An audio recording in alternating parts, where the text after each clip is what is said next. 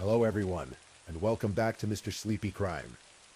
I know many of you enjoy listening to these stories as you fall asleep. So before you drift off, I'd love for you to leave a comment letting me know where in the world you're tuning in from. And if you're enjoying the story, don't forget to like and subscribe. It really helps the channel grow. Before we begin, I want to acknowledge that this story involves real people and real tragedies. We tell these stories not for entertainment, but to remember the victims and perhaps help others recognize the warning signs that could prevent similar tragedies. For the best experience, feel free to lower the volume a little, just enough to let the story gently carry you off to sleep. Alright, please get comfortable, dim the lights, and let's dive into tonight's first story. Tonight we'll explore a case that shook the quiet suburbs of North Carolina to their core. The murder of Michelle Young, a story of betrayal, violence, and a marriage that ended in the most tragic way imaginable. So as we settle in, let me tell you about the events that unfolded on Birchleaf Drive in November 2006. Michelle Fisher Young was 29 years old in 2006, living what many would consider the American dream. She resided in a comfortable home on Birchleaf Drive in Raleigh, North Carolina, with her husband Jason and their 2.5-year-old daughter Cassidy. Michelle was pregnant with their second child, a boy they would never get to meet together as a family. The house on Birchleaf Drive sat in one of those neighborhoods where children rode bicycles on sidewalks and neighbors knew each other by name. It was the kind of place where violent crime seemed impossibly distant, where locked doors were more habit than necessity. Michelle had grown up believing in fairy tales, and for a time it seemed she was living one. She had met Jason Young through mutual friends, and their courtship had all the markers of a successful modern romance. Jason worked in sales, traveling frequently for business, while Michelle managed their home and cared for little Cassidy. From the outside, they appeared to be a thriving young family, planning for their future, building something lasting. But appearances, as we know, can be devastatingly deceiving. November 2nd, 2006 was a Thursday like any other. Michelle went about her routine with Cassidy, perhaps thinking about the baby growing inside her, perhaps planning for the weekend. Jason had left for what he said was a business trip to Virginia, a routine occurrence in their marriage. These trips were so common that Michelle had grown accustomed to managing alone, to putting Cassidy to bed by herself, to falling asleep in an empty house. The autumn air in North Carolina carried that particular chill that signals winter's approach. Leaves had turned their brilliant colors and begun to fall, carpeting lawns and sidewalks with nature's own farewell to the year. It was the kind of evening when you might build a fire, make hot chocolate, and settle in for a quiet night at home. Michelle followed her evening routine. She fed Cassidy dinner, gave her a bath, read her stories, and tucked her into bed. The house settled into the comfortable quiet of evening. Michelle, heavy with pregnancy, likely looked forward to rest. She changed into her nightgown, perhaps paused to feel the baby move inside her, and prepared for sleep. She had no way of knowing it would be her last night alive. Friday morning, November 3rd, brought no sounds from the Young house. No laughter of a toddler, no movement, no signs of life beginning another day. Michelle's sister, Meredith Fisher, had plans to spend time with Michelle and Cassidy that morning. When she arrived at the house and received no answer to her knocking, concern began to creep in. Meredith used her spare key to enter the house. What she found there would haunt her for the rest of her life. The scene was immediately, horrifyingly wrong. Little Cassidy stood in the hallway, still in her pajamas, covered in blood that was not her own. She was unharmed but clearly traumatized, her small world forever altered by what she had witnessed. Throughout the house, investigators would later find tiny, bloody footprints, evidence that this child had wandered through a nightmare, alone and confused, for hours. Meredith followed the trail of blood and chaos to the master bedroom, where she discovered Michelle's body. The young mother had been brutally beaten and strangled. The violence inflicted upon her was so severe that it spoke of rage, of personal fury, of someone who knew her intimately enough to hate her completely. Michelle lay in a pool of her own blood, her engagement and wedding rings missing from her fingers. The unborn child she carried had died with her.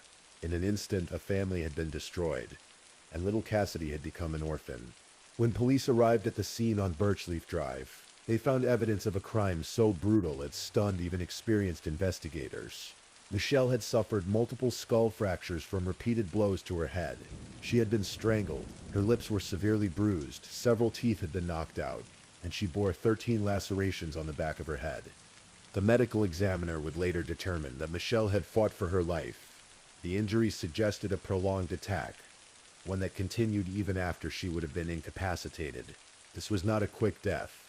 This was not a crime of opportunity by a stranger. This was personal, intimate violence inflicted by someone consumed with rage.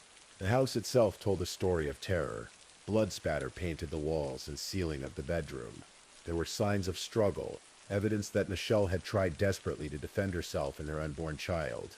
Yet despite the brutality of the scene, there were no signs of forced entry. Whoever killed Michelle Young had either been let into the house willingly or had their own way of getting in. The absence of Michelle's wedding and engagement rings immediately struck investigators as significant. These weren't expensive pieces that a random burglar might target. They held sentimental value far beyond their monetary worth. Their removal seemed symbolic, personal, cruel. As investigators processed the scene, they began to piece together a timeline.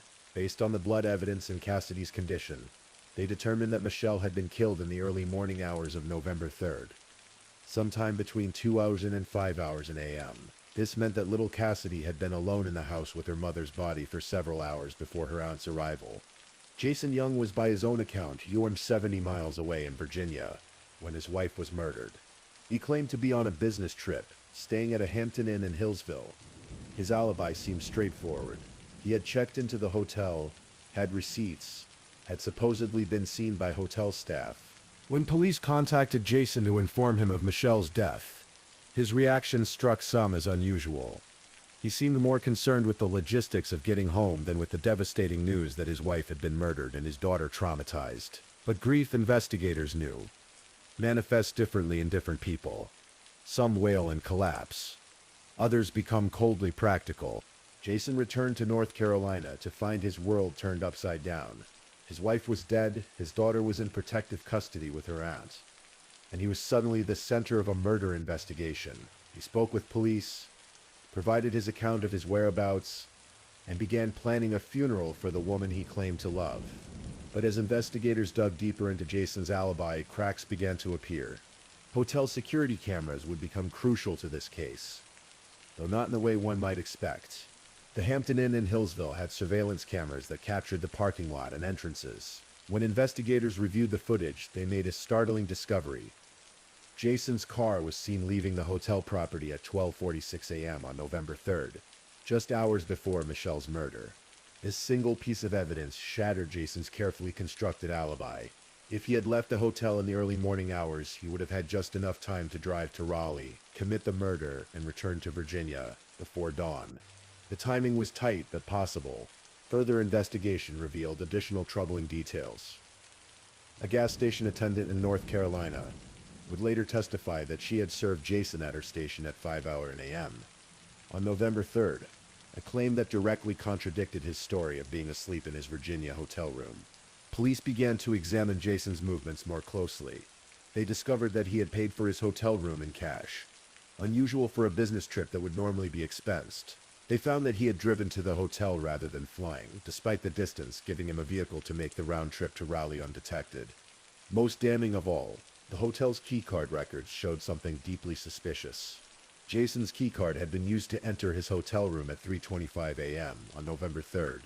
If he had truly been sleeping in that room all night, why would he need his keycard at that hour? The evidence suggested he had returned to the hotel in the early morning hours, slipping back into his room after a nighttime drive to North Carolina. As the investigation continued, a darker picture of the young marriage began to emerge. Friends and family members revealed that Jason and Michelle's relationship had been troubled for some time. There had been arguments, financial stress, and suggestions that Jason was unhappy with married life. Michelle had confided in close friends that she suspected Jason was having an affair. She had found evidence of his infidelity, including inappropriate communications with other women. The pregnancy with their second child, rather than bringing them closer together, seemed to have driven another wedge between them. Jason, according to testimony from friends, had expressed feeling trapped in his marriage. He complained about the financial burden of children, about the restrictions of family life, about feeling like he had married too young and missed out on other opportunities. To some who knew him, it seemed Jason viewed his family not as a blessing, but as a burden. The prosecution would later argue that Jason had grown to see murder as his only way out of a marriage he no longer wanted. Divorce would have meant alimony, child support, and financial obligations. Murder, if he could get away with it, would free him completely while potentially leaving him as the beneficiary of Michelle's life insurance policies. It took 3 years for Jason Young to be arrested and charged with his wife's murder. When the case finally went to trial in 2011, the prosecution laid out a compelling case based on circumstantial evidence. They argued that Jason had carefully planned Michelle's murder, creating an elaborate alibi while positioning himself to kill his wife and return to Virginia undetected. The evidence against Jason was extensive, but largely circumstantial. There were no fingerprints, no DNA evidence directly linking him to the crime scene. Instead, the prosecution relied on the hotel surveillance footage, the timing of events, testimony about the troubled marriage, and the suspicious circumstances surrounding his alibi. The defense, meanwhile, argued that Jason was innocent, the victim of a rush to judgment by police who focused on him to the exclusion of other possible suspects. They pointed to the lack of physical evidence, suggested that other intruders could have committed the crime, and argued that the prosecution's timeline was flawed. One of the most powerful pieces of evidence came from an unexpected source. Little Cassidy herself. Though she was too young to testify in court, daycare workers testified about disturbing statements and behaviors the child had exhibited after her mother's death. Using dolls, Cassidy had repeatedly acted out scenes of Daddy hurting Mommy, mimicking violent actions that mirrored what investigators believed had happened that night. The first jury, however, could not reach a unanimous verdict. After days of deliberation, they declared themselves deadlocked, resulting in a mistrial. Jason Young walked free, though the charges against him remained. The state decided to retry Jason Young, and the second trial began in 2012. This time, the prosecution refined their arguments and presented their case more effectively. The evidence remained largely the same. The hotel surveillance footage, the timeline, the troubled marriage, and Cassidy's disturbing statements about her father hurting her mother. The defense continued to argue reasonable doubt, pointing to the lack of physical evidence directly linking Jason to the crime. They suggested alternative theories, questioned the reliability of witness testimony, and argued that the prosecution had not proven guilt beyond a reasonable doubt. But the jury in the second trial was convinced. After deliberating for just 6 hours, they returned with a guilty verdict. Jason Young was convicted of first-degree murder in the death of his wife, Michelle. The judge, in sentencing Jason to life in prison without the possibility of parole, made clear his view of the crime's brutality. He described how Jason had beaten Michelle so severely that he only stopped when he became exhausted. The judge noted the removal of Michelle's rings, describing it as a final act of cruelty, as if Jason viewed his wife as unworthy of the symbols of their marriage. Jason Young's conviction was not the end of his legal journey. His defense team appealed the verdict, arguing that there had been errors in the trial that warranted a new hearing.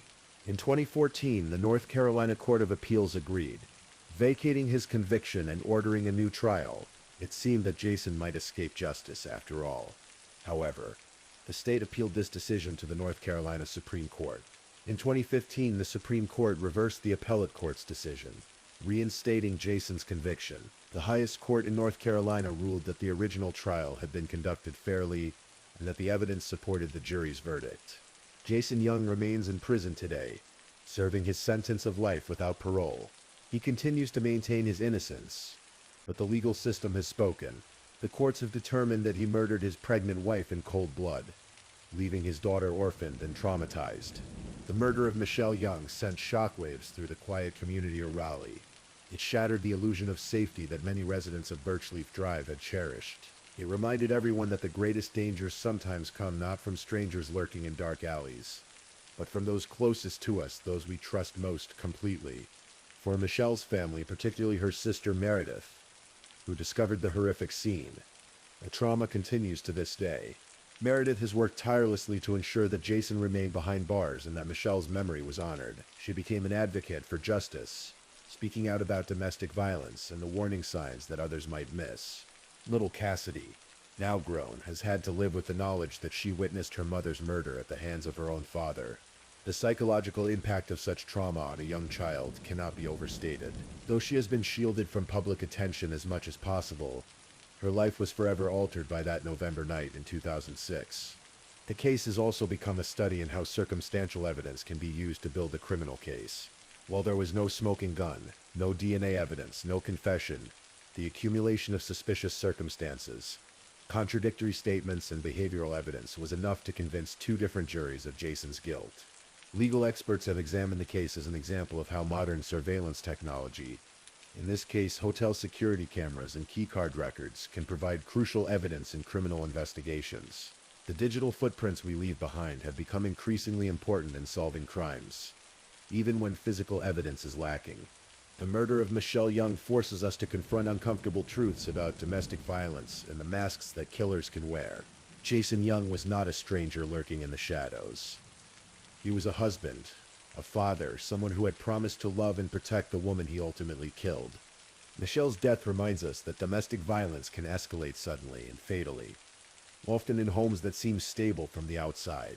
The warning signs, the troubled marriage, the suspected infidelity, the expressions of feeling trapped were there, but like many victims of domestic violence, Michelle may not have fully recognized the danger she was in.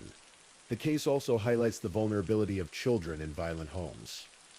Little Cassidy was not just a witness to her mother's murder. She was a victim who will carry these scars for life. The image of her tiny, bloody footprints throughout the house serves as a haunting reminder of how violence against one family member affects them all. Perhaps most tragically, Michelle's murder was entirely preventable.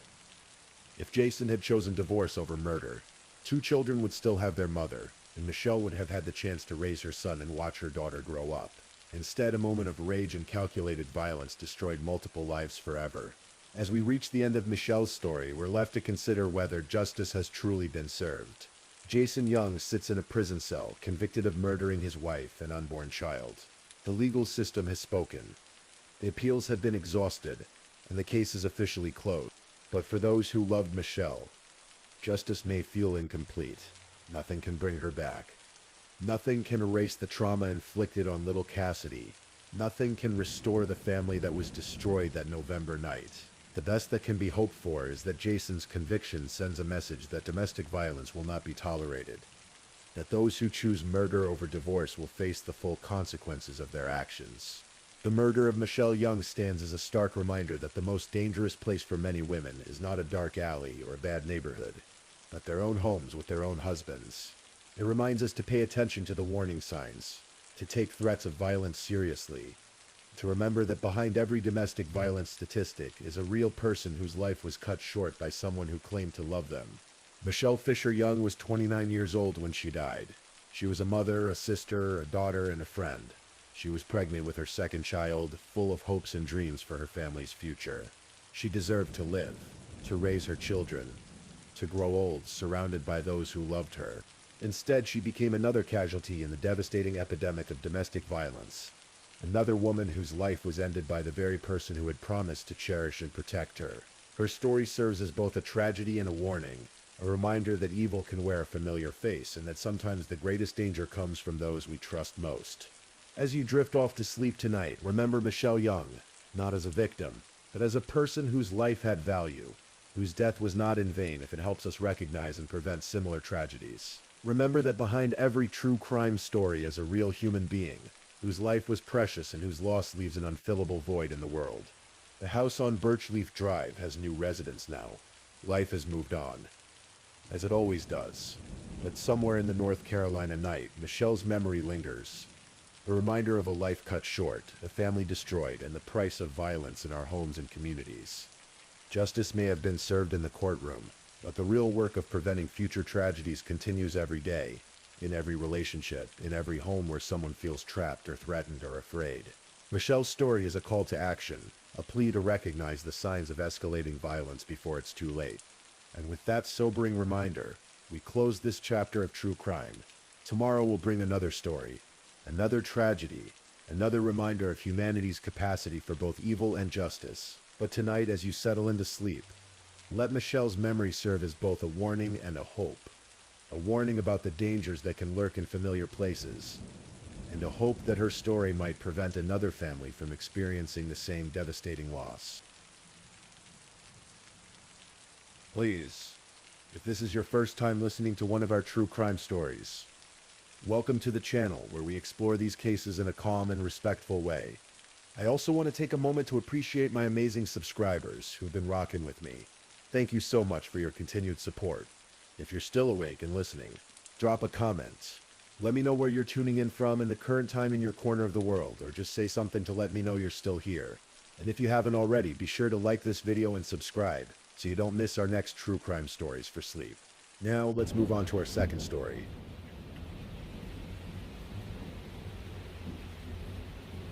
Story 2. In the rolling hills of East Tennessee, where the Great Smoky Mountains cast their protective shadow over the city of Knoxville, January 2007 was like any other winter month for most residents. Students were settling back into their routines at the University of Tennessee. The cold air carried the promise of spring still months away, and young couples throughout the city were making weekend plans, dreaming of their futures together. For 21-year-old Shannon Gale Christian and her boyfriend, 23-year-old Hugh Christopher Newsom Jr., Saturday, January 6, 2007 began like many others had before. They were a couple full of promise, with Shannon working toward her goals while Chris pursued his own path in life. Their relationship was one of those young loves that seemed to hold endless possibility, the kind that families hoped would bloom into something lasting and beautiful. Shannon Christian was the embodiment of youthful determination. At 21, she possessed the kind of bright optimism that college students often carry. That belief that the world was full of opportunities waiting to be seized. She had attended Farragut High School in Knoxville, where she had been known for her kindness and her infectious laugh. Those who knew her described a young woman who lit up rooms when she entered them, someone who made others feel welcome and valued in her presence. She came from a loving family who had watched her grow from a spirited child into a responsible young adult. Her parents had instilled in her the values of hard work and compassion, qualities that she carried with her as she navigated the complexities of young adulthood. Shannon was the type of person who remembered birthdays, who checked in on friends when they were struggling, who brought homemade cookies to work just because she thought her colleagues might enjoy them. Christopher Newsom, known to his friends and family as Chris, was 23 years old and possessed the quiet confidence that often comes with being slightly older and having experienced a bit more of life's ups and downs. He had graduated from Halls High School, also in the Knoxville area, where he had been well liked by both classmates and teachers. Chris had the kind of personality that drew people to him naturally. He was reliable, loyal, and had a dry sense of humor that could make even the most stressful situations seem manageable. Chris came from a close-knit family who had raised him to be respectful and hardworking. He was the kind of young man that parents hoped their daughters would bring home. The kind who would stand when adults entered the room and who always offered to help with dishes after dinner. His relationship with Shannon had brought joy to both their families, who had begun to see the young couple as a potential long-term match. Together, Shannon and Chris represented something beautiful about young love. They complemented each other perfectly, with Shannon's vivacious energy balanced by Chris's steady presence. They had been dating for some time, and their relationship had reached that comfortable stage where they knew each other's habits, finished each other's sentences, and could communicate with just a glance across a crowded room. On that fateful Saturday evening of January 6, 2007, Shannon and Chris had plans that many young couples in college towns make every weekend. A friend was celebrating a birthday, and there was to be a party at an apartment complex on Washington Pike in East Knoxville. It was the kind of casual gathering that serves as the backbone of young social life. Nothing fancy, just friends coming together to celebrate another year of life and enjoy each other's company. The couple had taken time to prepare for their evening out. Shannon, always thoughtful about her appearance, had chosen her outfit carefully. She wanted to look nice for their friend's celebration, but also comfortable enough to enjoy the evening. Chris, in his typical fashion, had probably spent less time getting ready, but still wanted to look presentable for the occasion. They had decided to take Shannon's Toyota 4Runner for the evening. It was a practical choice for the winter weather that January could bring to Tennessee, and the SUV provided a sense of security and reliability that many young people appreciate when venturing out for an evening of socializing. Neither of them could have imagined that this decision would play a role in the tragedy that was about to unfold. Before heading to the birthday party, the couple had made another stop that evening. They visited a friend at an apartment complex, spending some time catching up and enjoying the relaxed conversation that comes with close friendships. It was the kind of ordinary social interaction that fills the lives of young adults. Nothing momentous or extraordinary, just the comfortable rhythm of maintaining relationships and staying connected with their circle of friends. The apartment complex where they had stopped was in East Knoxville, an area that, like many urban neighborhoods, had its mix of students, young professionals, and working families.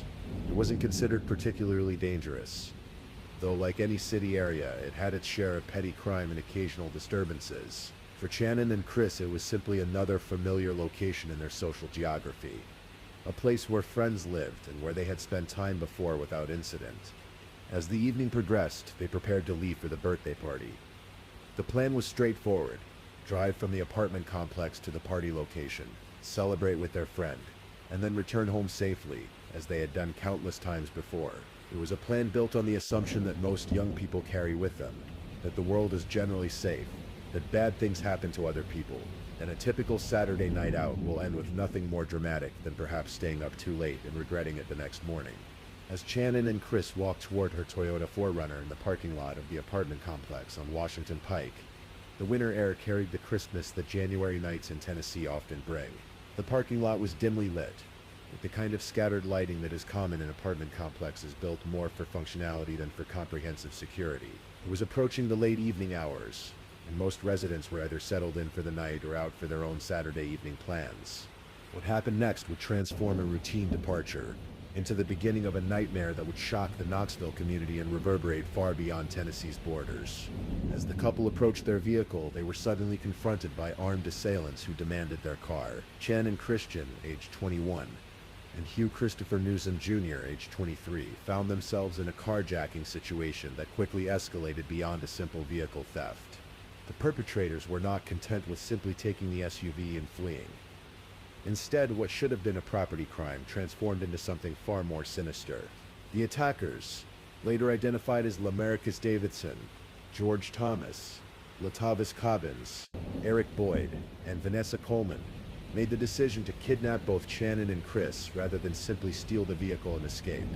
The decision to take the couple rather than simply steal their car suggests a level of premeditation and malicious intent that transforms this from a crime of opportunity into something far more calculated and evil. The fact that there were multiple perpetrators also indicates that this was not a spur-of-the-moment decision by a single desperate individual, but rather a coordinated action by a group of people who had chosen to embark on a path of violence. For Shannon and Chris, these moments must have been filled with confusion and terror. One moment they were walking to their car, discussing the birthday party they were about to attend, perhaps laughing about something that had happened during their visit with their friend. The next moment they were facing armed strangers who were making demands and threatening their safety. The transition from normalcy to nightmare must have been so sudden and shocking that it would have been difficult for them to fully comprehend what was happening.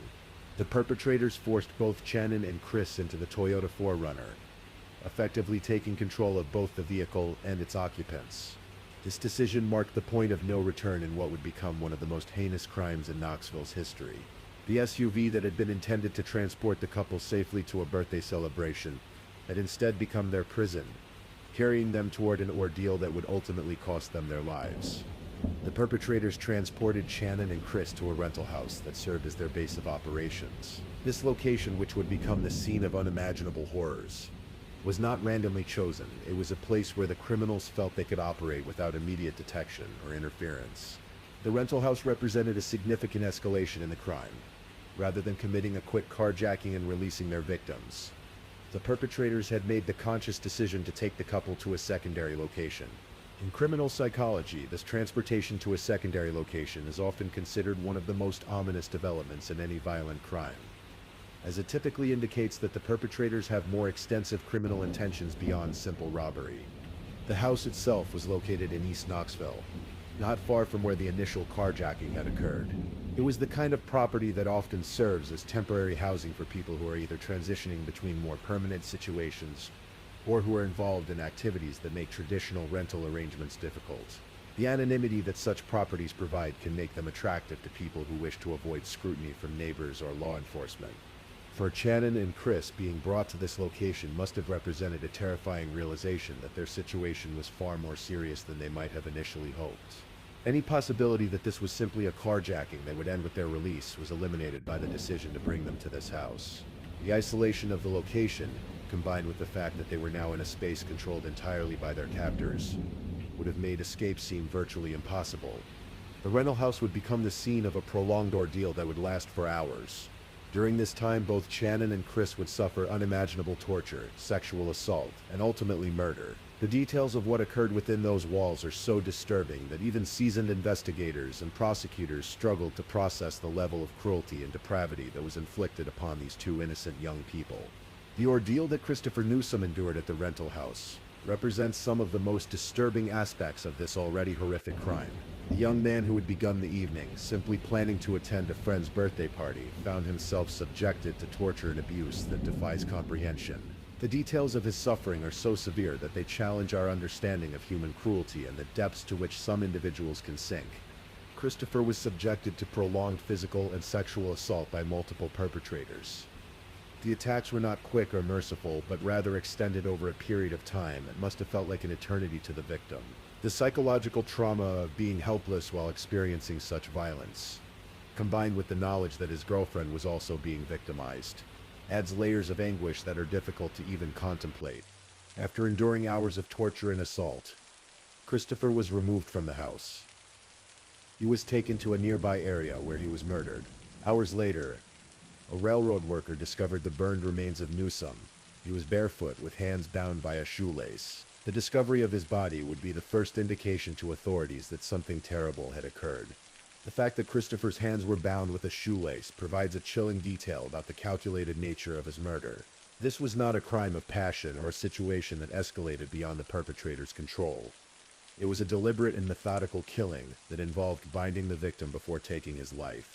The decision to burn the body afterwards shows an attempt to destroy evidence and complicate the investigation. The railroad worker who discovered Christopher's remains was simply going about his routine duties when he encountered a sight that would haunt him forever. The discovery of a burned body is traumatic under any circumstances, but knowing that this person had suffered so terribly before their death adds an additional layer of horror to an already devastating situation. Christopher's murder marked the end of a young life that had held so much promise. At 23 years old, he had been at an age where the future seemed full of possibilities. He had graded from high school, built meaningful relationships, and was building toward what should have been a long and fulfilling life. Instead, his life was cut short in the most brutal way imaginable, leaving his family and friends to grapple with not only the loss of someone they loved, but also the horrific manner in which he had died.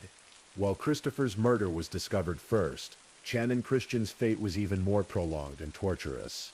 After witnessing or being aware of what had happened to her boyfriend, she was kept alive for additional time during which she endured continued sexual assault, torture, and degradation. The knowledge that Chris was gone, combined with her own ongoing victimization, must have created a level of psychological torment that is beyond human comprehension. Shannon was subjected to repeated sexual assaults by multiple perpetrators over an extended period.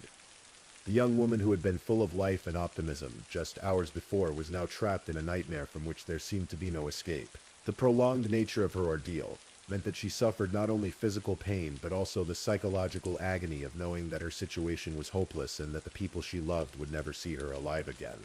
The details of Shannon's suffering are so disturbing that even during the subsequent trials, prosecutors had to carefully consider how much detail to present to the jury. The evidence of what she endured was so graphic and upsetting that it challenged the emotional capacity of everyone involved in the legal proceedings, from investigators to attorneys to jurors. After enduring this prolonged torture, Shannon was murdered by her captors. On January 9, 2007, authorities found her body near Davidson's rental property, 2 blocks away from where they located her vehicle. The discovery of her body 3 days after the carjacking marked the end of a search that had consumed law enforcement resources and captured the attention of the local community. The location where Shannon's body was found, near the rental property where she had been held captive, suggests that even in death, she was not afforded dignity or respect by her killers. The callous disposal of her body shows a complete disregard for her humanity and for the pain that her death would cause to her family and friends. Shannon's death represented not just the end of her young life, but also the destruction of all the dreams and plans she had been building. At 21, she had been at a stage in life where she was discovering who she was becoming as an adult, exploring her capabilities, and forming relationships that she hoped would last a lifetime. All of that potential was extinguished by individuals who chose to commit acts of incomprehensible evil.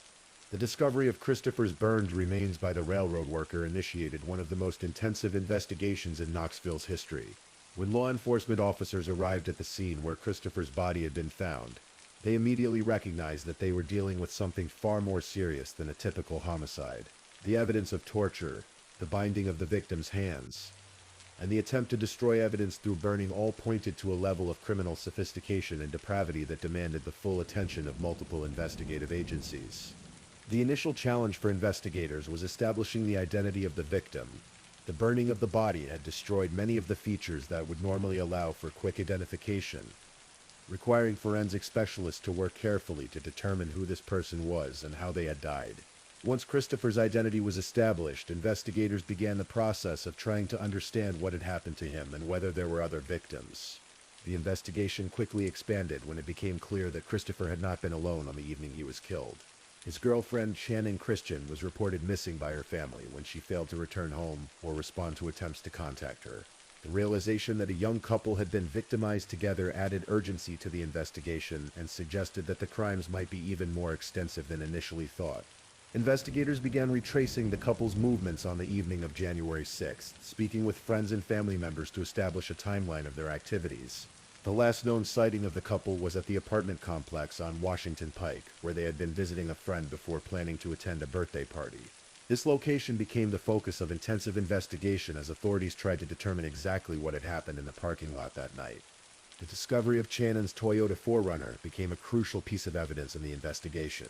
The vehicle was found 2 blocks away from where her body would eventually be discovered, near Davidson's rental property. The location of the SUV provided investigators with a geographic area to focus their efforts and suggested that the perpetrators had some connection to that neighborhood. Forensic specialists began processing both the vehicle and the crime scenes, looking for DNA evidence, fingerprints, and any other physical evidence that might lead them to the perpetrators. The rental house where the crimes had occurred became a major focus of the investigation, with specialists spending days carefully documenting and collecting evidence from every room.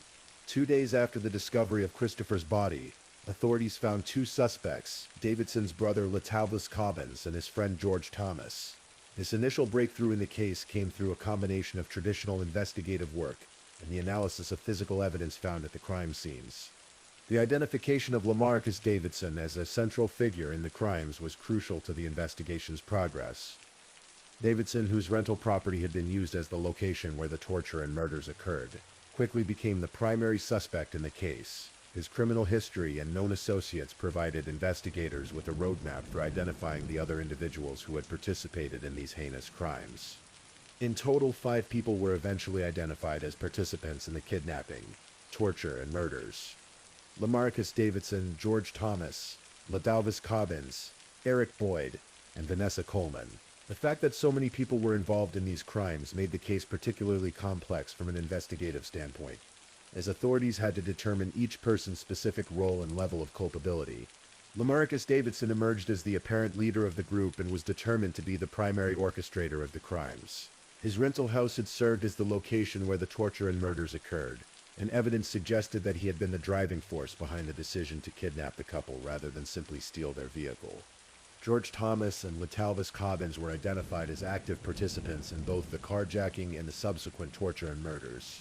Their involvement was established through both physical evidence and witness testimony, painting a picture of individuals who had willingly participated in acts of extreme violence and depravity. Eric Boyd's role in the crimes was somewhat different from the others, but no less significant. Evidence suggested that he had been involved in the initial carjacking and had played a role in facilitating the subsequent crimes. His participation demonstrated how quickly a group of individuals could organize to commit acts of extraordinary evil. Vanessa Coleman was the only female among the perpetrators, and her role in the crimes added another layer of complexity to the case. Evidence established that she had been present during the torture and murders and had participated in the abuse of both victims. Her involvement challenged some people's preconceptions about women's participation in violent crimes and demonstrated that the capacity for cruelty is not limited by gender. The arrest and charging of the 5 perpetrators marked the beginning of a legal process that would span more than a decade and involve multiple trials, appeals, and sentencing hearings. The trials that followed thrust the victims' families into the national spotlight again and again. In all, 5 people were brought to justice in the couple's murders. The complexity of the case, with multiple defendants and numerous charges ranging from carjacking to kidnapping to rape to murder, meant that the legal proceedings would be extensive. and emotionally draining for everyone involved. The families of Chan and Christian and Christopher Newsom would have to endure years of hearings, trials, and appeals, repeatedly reliving the details of their loved ones' final hours. Little Vis Cobbins was among the first to face trial. On August 25, 2009, Little Vis Cobbins was found guilty of the murders of Chan and Christian and Christopher Newsom. Cobbins faced the possibility of the death penalty because he was convicted of first-degree felony murder in the case of Christian. The trial proceedings were particularly difficult because of the graphic nature of the evidence that had to be presented. Jurors were forced to hear detailed testimony about the torture and sexual assaults that both victims had endured, creating an emotional burden that extended far beyond the immediate families of the victims. The evidence was so disturbing that it challenged the psychological resilience of everyone involved in the legal process. George Thomas was convicted on all counts, including more than a dozen counts of felony murder and 2 counts of premeditated murder. He was sentenced to life in prison. The multiple counts reflected the various ways in which the law classified the different aspects of his criminal behavior, ensuring that he would face appropriate punishment for each element of his participation in these crimes. Vanessa Coleman was convicted on charges of facilitation of the murder, kidnapping, rape, and theft of Christian. Her conviction on facilitation charges rather than direct murder charges reflected the court's determination of her specific role in the crimes, though her participation was still deemed serious enough to warrant significant criminal penalties. Lamarcus Davidson was one of the 5 people convicted of the murders and was given the death penalty. As the apparent ringleader of the group, and the person whose property had been used for the torture and murders, Davidson received the most severe sentence available under Tennessee law. Eric Boyd's case took longer to resolve than the others. 11 years after the murders, Thomas threw everything on Boyd, according to investigators. On August 13, 2018, Boyd was found guilty of 36 charges connected to the kidnap, rape, and murder of Shannon and Chris. He received 2 life sentences plus 90 years in prison. The case was widely described as the most horrifying murder case to ever happen in East Tennessee. The sheer brutality of the crimes, combined with the young age of the victims and the random nature of their selection, created a sense of vulnerability and fear throughout the Knoxville community. People began to question their assumptions about safety and to recognize that terrible things could happen to anyone, anywhere, at any time. The families of Chan and Christian and Christopher Newsom faced the impossible task of trying to rebuild their lives after losing their children in such a horrific manner. The grief of losing a child is already considered one of the most difficult experiences a person can endure. But when that loss occurs through extreme violence and torture, the psychological impact becomes almost unbearable. Gary Christian, Shannon's father, expressed the rage and desire for justice that consumed him for years after his daughter's murder, saying, "I wanted to kill all of them, period. Didn't care how, didn't care when, just wanted to do it." While Christian said the last 18 years have been a struggle, he's gained peace by focusing on other aspects of his life.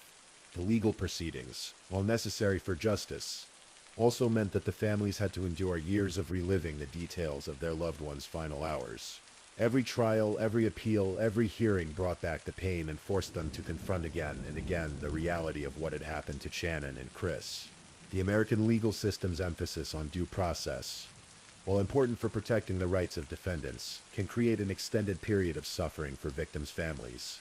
The case also highlighted broader issues about crime, safety, and justice that resonated far beyond Knoxville. The random nature of the victims' selection, they were simply young people going about their normal lives when they encountered these criminals, served as a reminder that violent crime can touch anyone, regardless of their background, behavior, or precautions.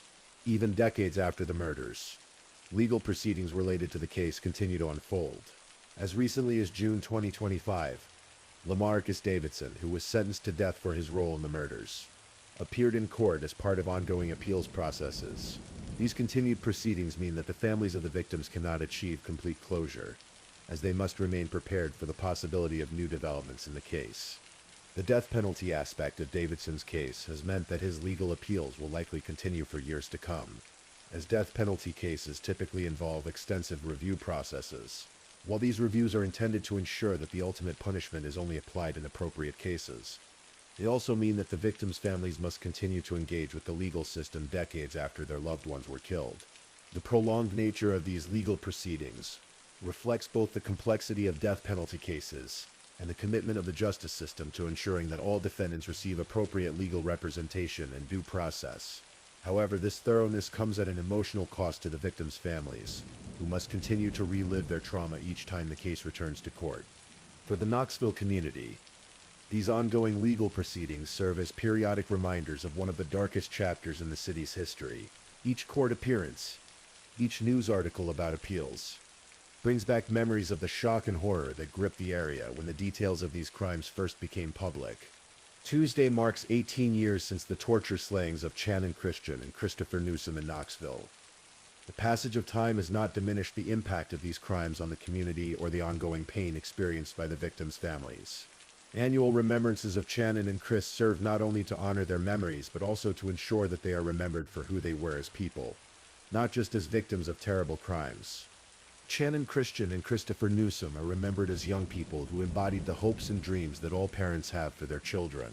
They were at stages in their lives where they were discovering their adult identities, building meaningful relationships, and planning for futures that seemed full of unlimited possibility. Their deaths represent not only the loss of two individuals, but also the destruction of all the contributions they might have made to their families, their community, and the world.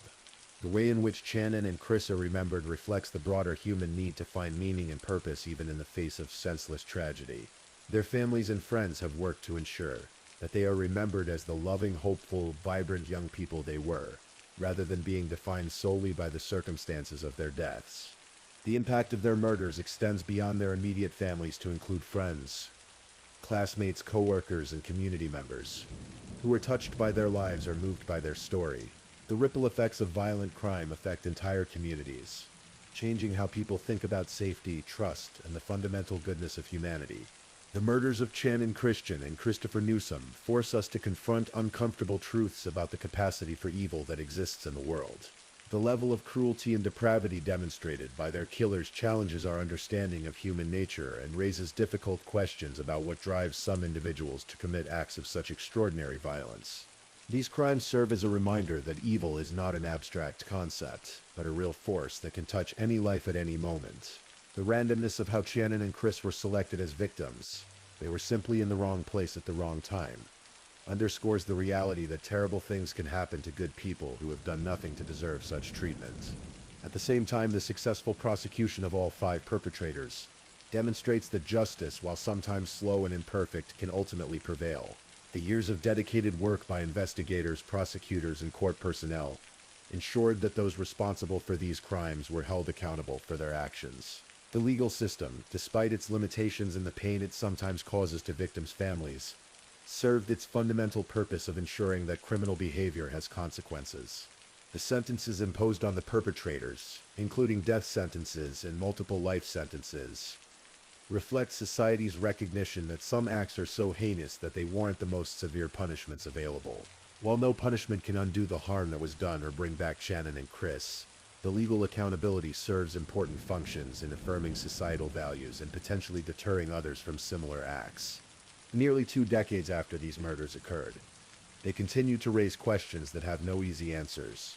How do we protect innocent people from random acts of violence?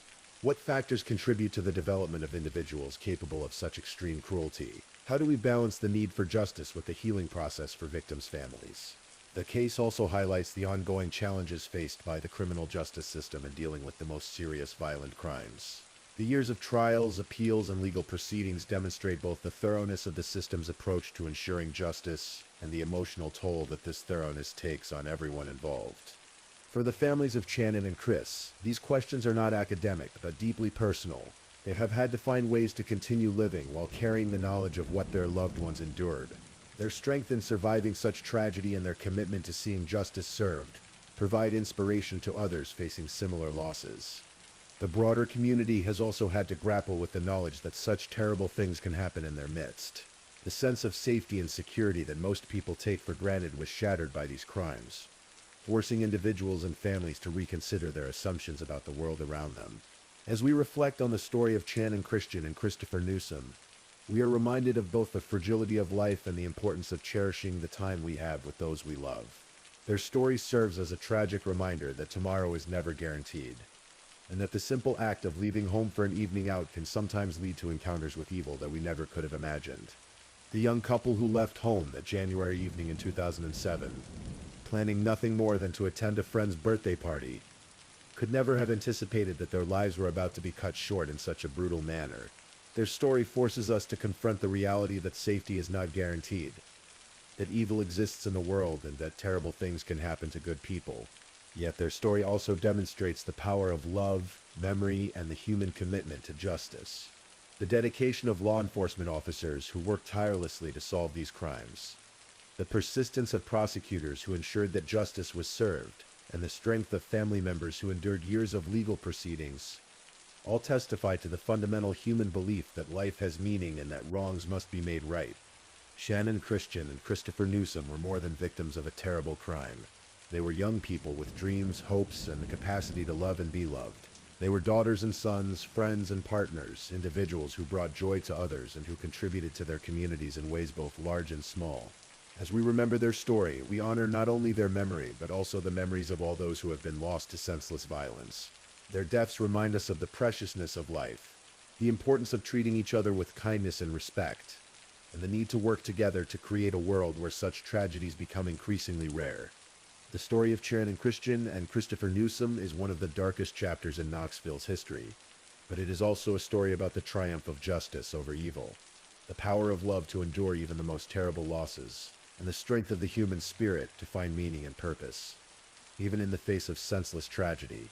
In the end, while we cannot undo what happened to these two young people, we can ensure that their memories live on, that their story serves as a reminder of the importance of protecting the innocent, and that their deaths were not in vain if they inspire us to work toward a world where such cruelty becomes unthinkable. Please, if you're enjoying these stories, don't forget to leave a comment. Let me know where you're listening from and what time it is in your corner of the world. And if you haven't already, be sure to like this video and subscribe so you don't miss the next true crime story for sleep. Now let's move on to our third story.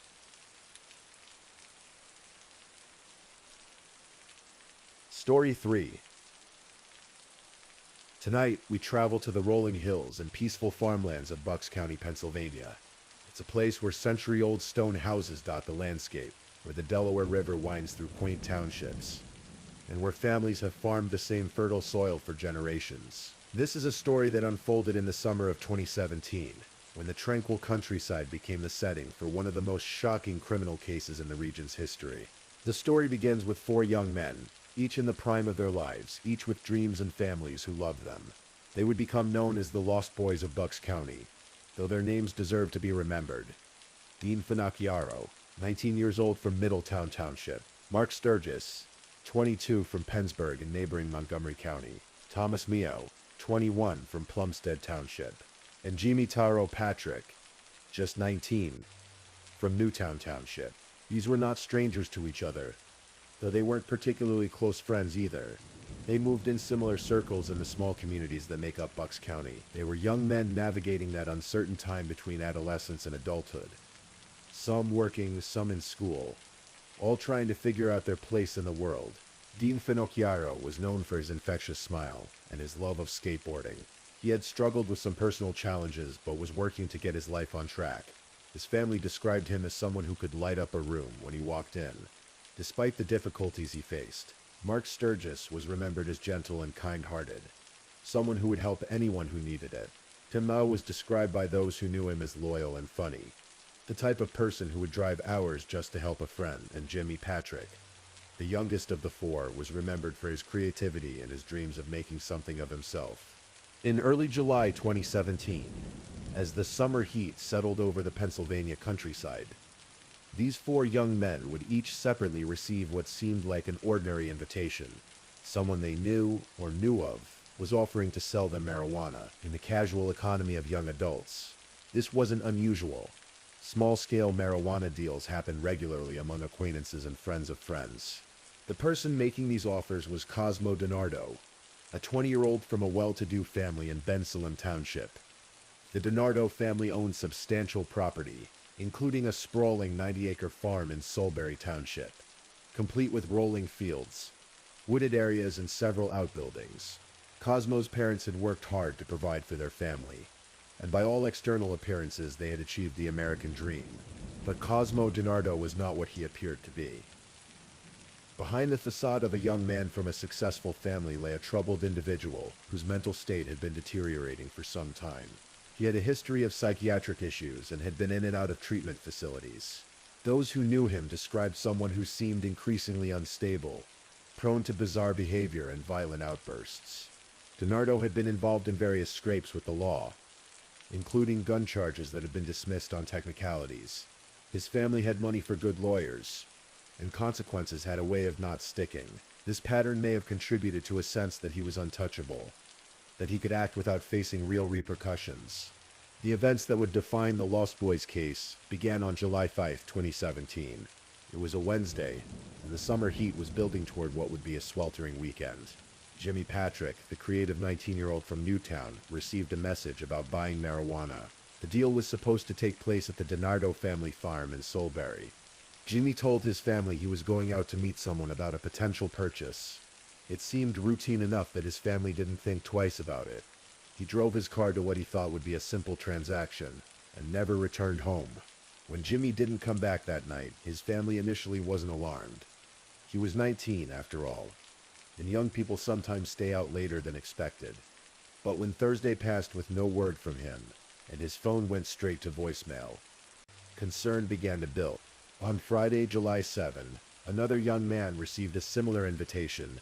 Dean Finocchiaro, a skateboarding enthusiast from Middletown Township, was offered a deal on marijuana. Like Jimmy, Dean thought he was heading to a routine purchase at the DiNardo farm. He told friends where he was going and drove off in his car, a silver Toyota. Dean's family became worried much more quickly than Jimmy's had. Dean had been working hard to stay on track, and disappearing without contact was completely out of character for him. By Saturday morning, they were making calls and reaching out to his friends, trying to piece together where he might have gone. That same Saturday, July 8, Mark Sturgis received his invitation. The 22-year-old from Pennsburg was the oldest of the four victims, and perhaps the most cautious, but the promise of a good deal on marijuana was tempting enough to draw him to the same location where Jimmy and Dean had vanished. Mark drove to the DiNardo farm in his silver Nissan Altima, expecting to complete his purchase and return home. His family would later say that Mark had mentioned the trip to them, noting he was going to meet someone in Bucks County about buying some marijuana. It was the last time anyone would see Mark alive. By Sunday, July 9, 3 families in Bucks County were frantically worried about their missing sons. The coincidence was too strong to ignore. 3 young men, all missing after going to purchase marijuana, all in the same time frame. The families began reaching out to each other and to local law enforcement, but the nightmare wasn't over. On that Sunday, Thomas Mill received his own invitation to what would be his final drug deal.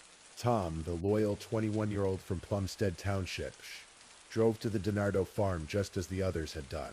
His car, a blue Nissan Sentra, would be found days later, leading investigators closer to the truth.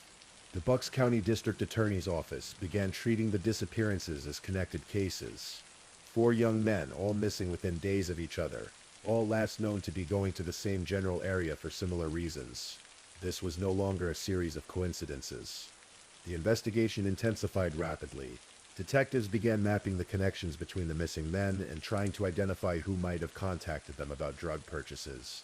They quickly focused on Cosmo DiNardo, whose name kept coming up in their inquiries. DiNardo initially denied any knowledge of the missing men, but his story quickly began falling apart under questioning. Investigators discovered that he had been in contact with each of the victims around the times they disappeared. Cell phone records showed communications between DiNardo and each of the 4 young men. More damning evidence emerged when investigators began searching the DiNardo family property. The 90-acre farm in Solebury Township became a crime scene, as teams of forensic experts combed through fields, outbuildings, and wooded areas. On July 12, 2017, investigators made a grisly discovery. In a 12-foot deep pit on the DiNardo property, they found human remains. The bodies were burned almost beyond recognition, but forensic analysis would eventually confirm the worst fears of 4 families. Under intense interrogation, Cosmo DiNardo's facade finally crumbled. In exchange for being spared the death penalty, he agreed to confess to the murders and provide details about what had happened to the 4 young men. DiNardo's confession revealed the horrific truth about the Lost Boys of Bucks County. Each victim had believed they were coming to the farm for a simple marijuana purchase. Instead, they had walked into carefully planned murders. According to DiNardo's confession, he had been assisted in at least some of the murders by his cousin Sean Kratz, who was also 20 years old at the time. The two cousins had lured their victims to the isolated farm property, where they were shot and killed. The details of the murders were particularly disturbing. DiNardo claimed that he and Kratz had planned to rob the victims of their money and vehicles, but had decided to kill them to avoid being identified. The young men were shot with firearms that DiNardo had illegally obtained, despite being prohibited from owning guns due to his previous mental health issues. After the murders, DiNardo and Kratz had attempted to dispose of the evidence. In the most callous way possible, they had burned the bodies in a large metal container on the farm property, then buried the remains in the deep pit where investigators eventually found them. The vehicles belonging to the victims were also dealt with in a systematic way. Some were sold, others were hidden or destroyed. DiNardo and Kratz had treated the entire operation like a business, planning each step to maximize their profit and minimize their chances of being caught. What made the case even more disturbing was the apparent randomness of the victim selection. Dean, Mark, Tom, and Jimmy weren't chosen because of any personal animosity or specific conflict with DiNardo. They were simply young men who responded to offers for marijuana purchases. Their deaths seemed to serve no purpose beyond DiNardo's desire for money, and perhaps some twisted form of excitement or control. The psychiatric evaluation of Cosmo DiNardo revealed a young man whose mental illness had progressed into dangerous territory. He had been diagnosed with various conditions over the years, including schizophrenia, and had been in and out of treatment facilities.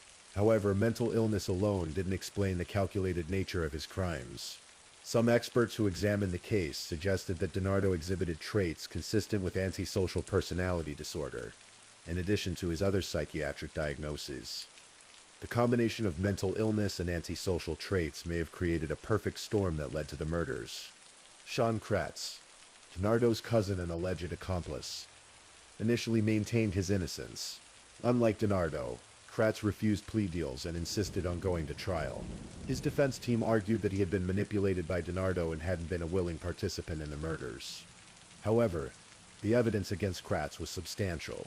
Cell phone records, witness testimony, and forensic evidence all pointed to his involvement in at least some aspects of the crimes.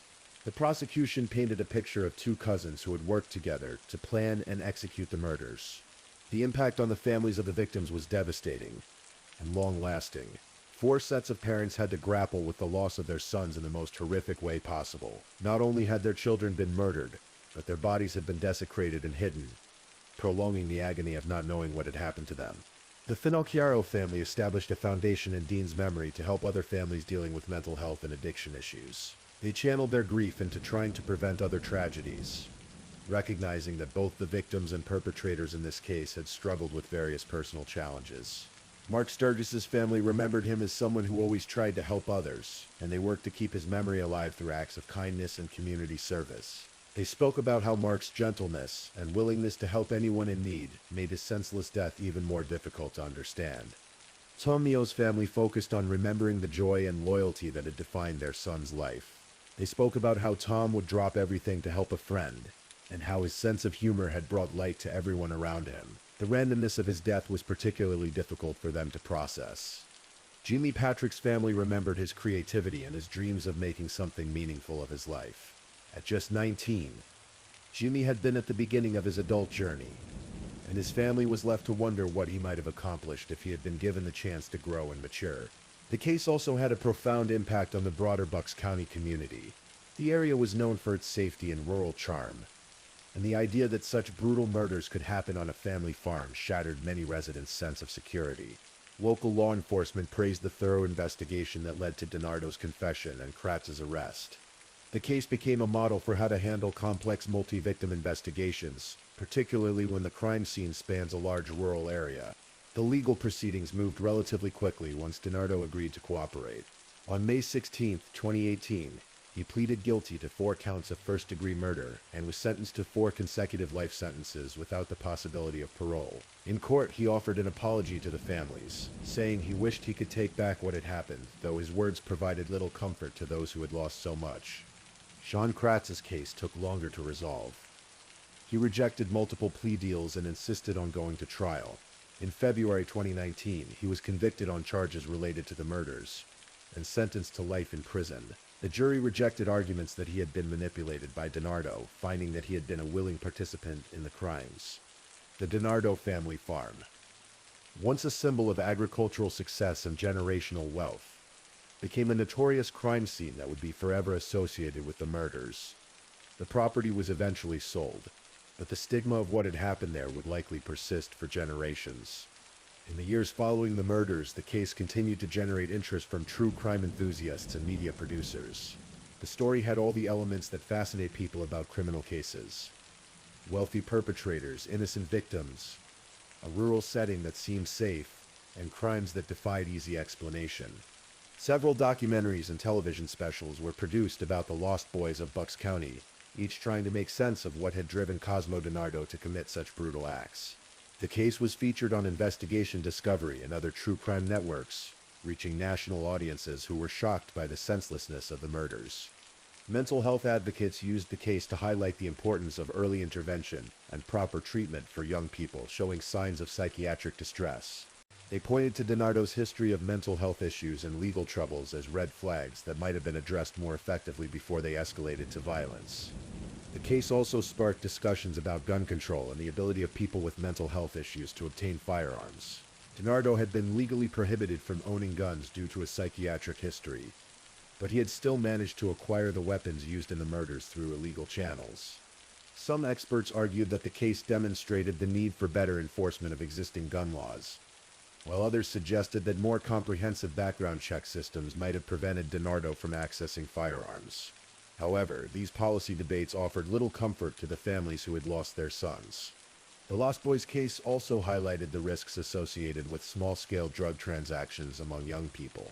While marijuana laws were changing in many states, including Pennsylvania's eventual adoption of medical marijuana, the illegal market continued to put young people at risk of encountering dangerous individuals like DiNardo. Parents and community leaders used the case as a cautionary tale about the risks of meeting strangers for any kind of transaction, particularly drug purchases. The seemingly routine nature of what the victims thought they were doing made their deaths even more tragic and frightening for other families.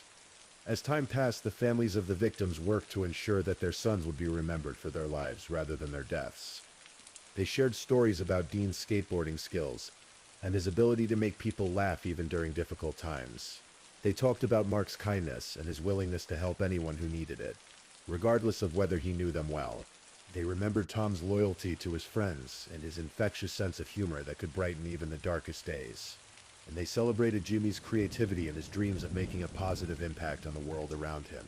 The memorial services for the four young men drew hundreds of people from throughout Bucks County and beyond. The outpouring of support demonstrated how deeply the losses had affected not just their immediate families, but their extended communities.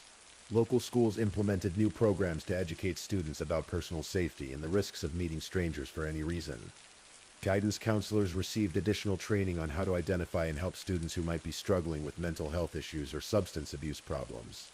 The case also led to improvements in how law enforcement agencies in the region coordinate when dealing with multiple missing persons cases. The rapid identification of connections between the four disappearances was credited with helping investigators solve the case relatively quickly, but officials recognized that their protocols could be enhanced for future situations.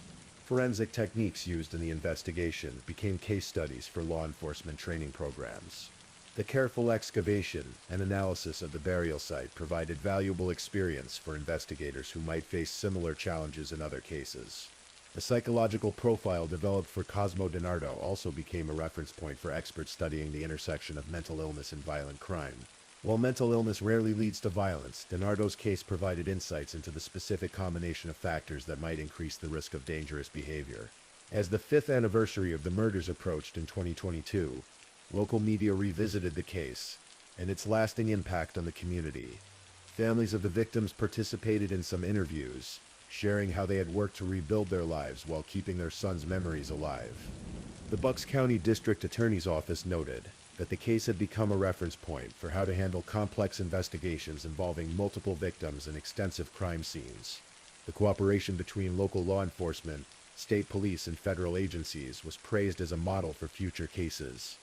Mental health professionals continue to study DiNardo's case as an example of how psychiatric conditions can sometimes progress to dangerous levels if not properly treated. They emphasize the importance of family involvement in treatment and the need for better systems to prevent people with serious mental illness from accessing firearms. The story of the Lost Boys of Bucks County serves as a reminder of how quickly ordinary lives can intersect with extraordinary evil. Dean, Mark, Tom, and Jimmy were simply young men trying to navigate their way through life, making the kinds of decisions that millions of their peers make every day.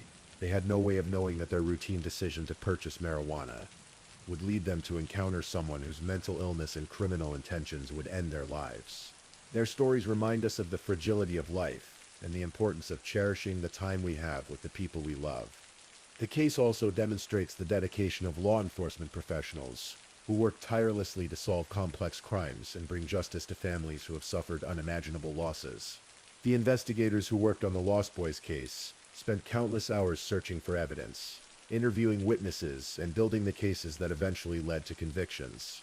In the quiet hills of Bucks County, where stone houses still dot the landscape and families continue to farm the fertile soil, the memory of the Lost Boys lives on. Their deaths were a tragedy that shocked the community, but their lives continue to be celebrated by those who knew and loved them. As we reach the end of this story, we remember 4 young men whose lives were cut short by senseless violence. Dean Finocchiaro, with his infectious smile and skateboarding passion.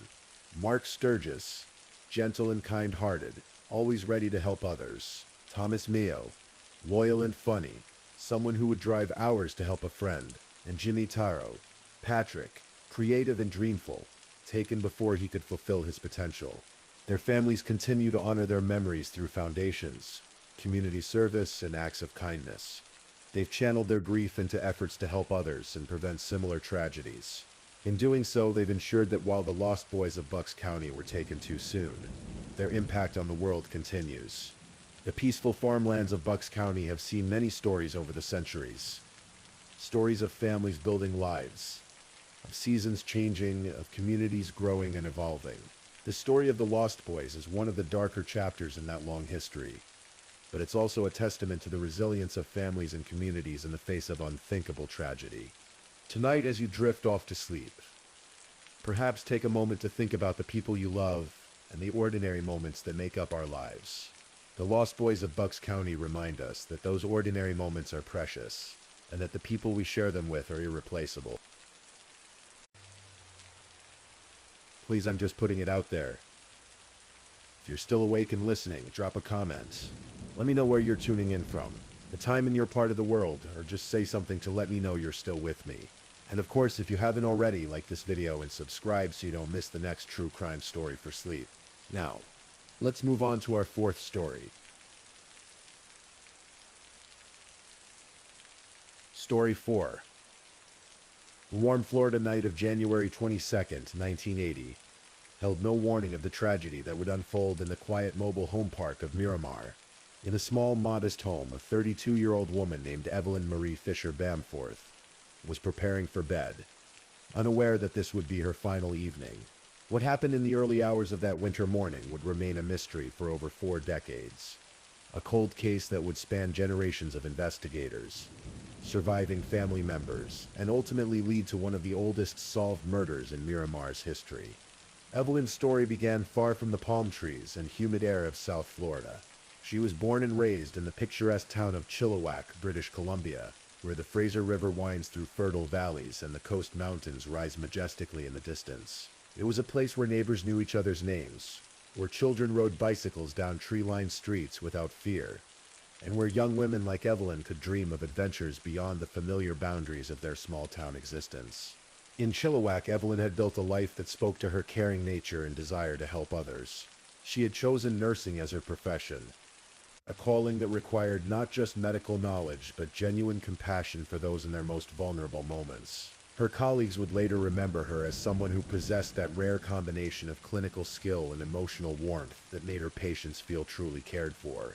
She had the kind of gentle hands and reassuring voice that could calm a frightened child or comfort an elderly patient facing their final days.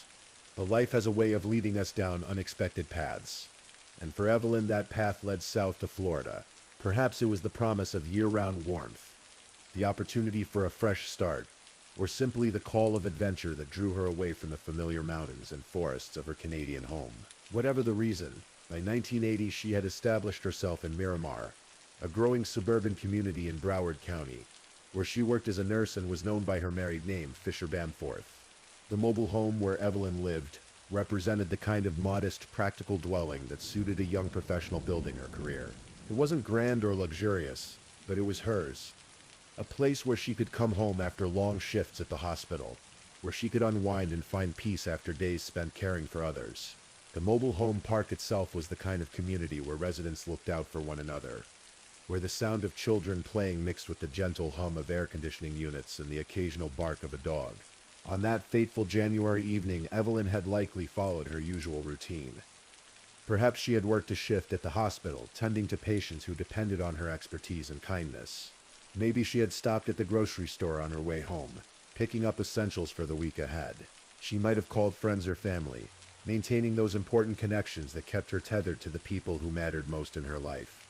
These small, everyday details, the ordinary moments that make up a life, would soon take on a poignant significance in light of what was to come. As night settled over the mobile home park, Evelyn prepared for sleep.